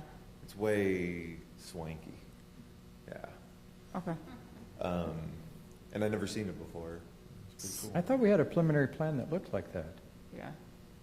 From There probably was, because yeah, from the original, the pickleball thing. Yeah, and at some point, I guess it was Yeah. thrown out. Yeah, there, we so.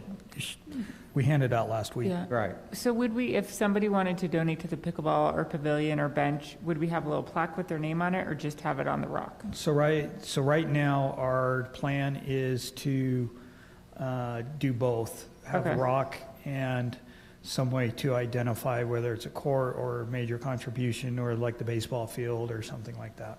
Okay. I wonder if we could maybe just add something to that here, maybe Sure. with a picture. I don't know if that makes sense, just to say, hey, look what you get, your name here with the plaque on that or on this stone kind of thing.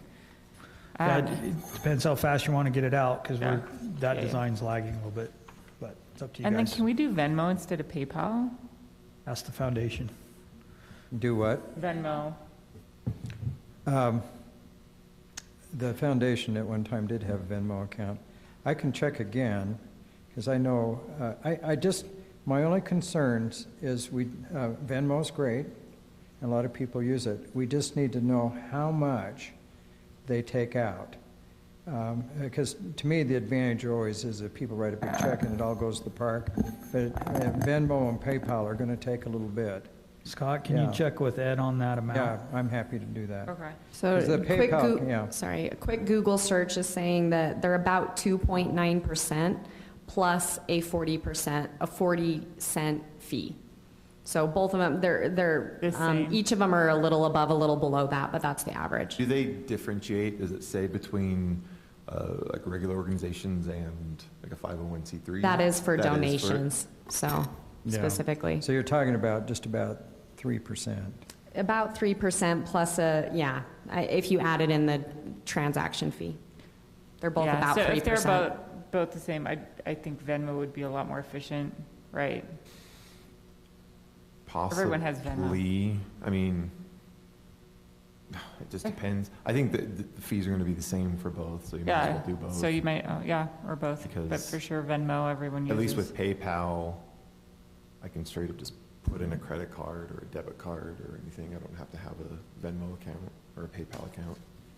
Well, I don't It would know. be nice, though, to encourage people, like Councilmember Smith said, so that they're donating directly instead of taking away that 3%. But some people will just do that for convenience. Driving by So or whatever. it makes sense, but at the same time, I think we need to be aware that they will take $3,000 out of every. And I think that there are some credit unions that offer that kind of, scan to make a payment or a transaction or whatever capability, but without those kinds of fees. I would have to. So maybe Wes, look at can you that. guys take this, go to your neighborhood, maybe you and Paul and Alan can work together and hit up some corporations with this? Is that a possibility? Yeah, and I have. Okay. Because I'm so indecisive. I have a couple of drafts of something like that also. Okay. What I might do is maybe just like combine Morph some of them? what I have and like send it over and Yeah. then just see what you guys think. Yeah. That would be great. I can't remember if you had any other questions that you asked before I came up. You know me, I always have questions, but I'm going to, Wardrobe questions. I Abstain can say from asking more municipalities questions. again a few times. Okay. Good. So how are you getting this out to people? Is this going to come as a mailer, or is it just you pick it up the city building? So the idea is that this would be the mailer that council is talked about. talked about. That's the idea. Yeah, I think it's very attractive. I would just darken up the lettering a little bit. Yeah, we need, add a couple things and. Yeah. But Yeah, and please, if Wes please has review ideas. it. Because, we look at our things from our point of view. Yeah. And we really appreciate the other point of view, other points of view.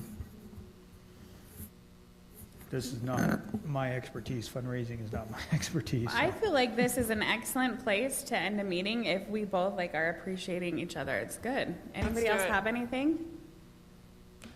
I'm done. Anybody? No. No, then I feel like we could make a motion. So moved. All in favor? Yeah, second, everyone's in favor.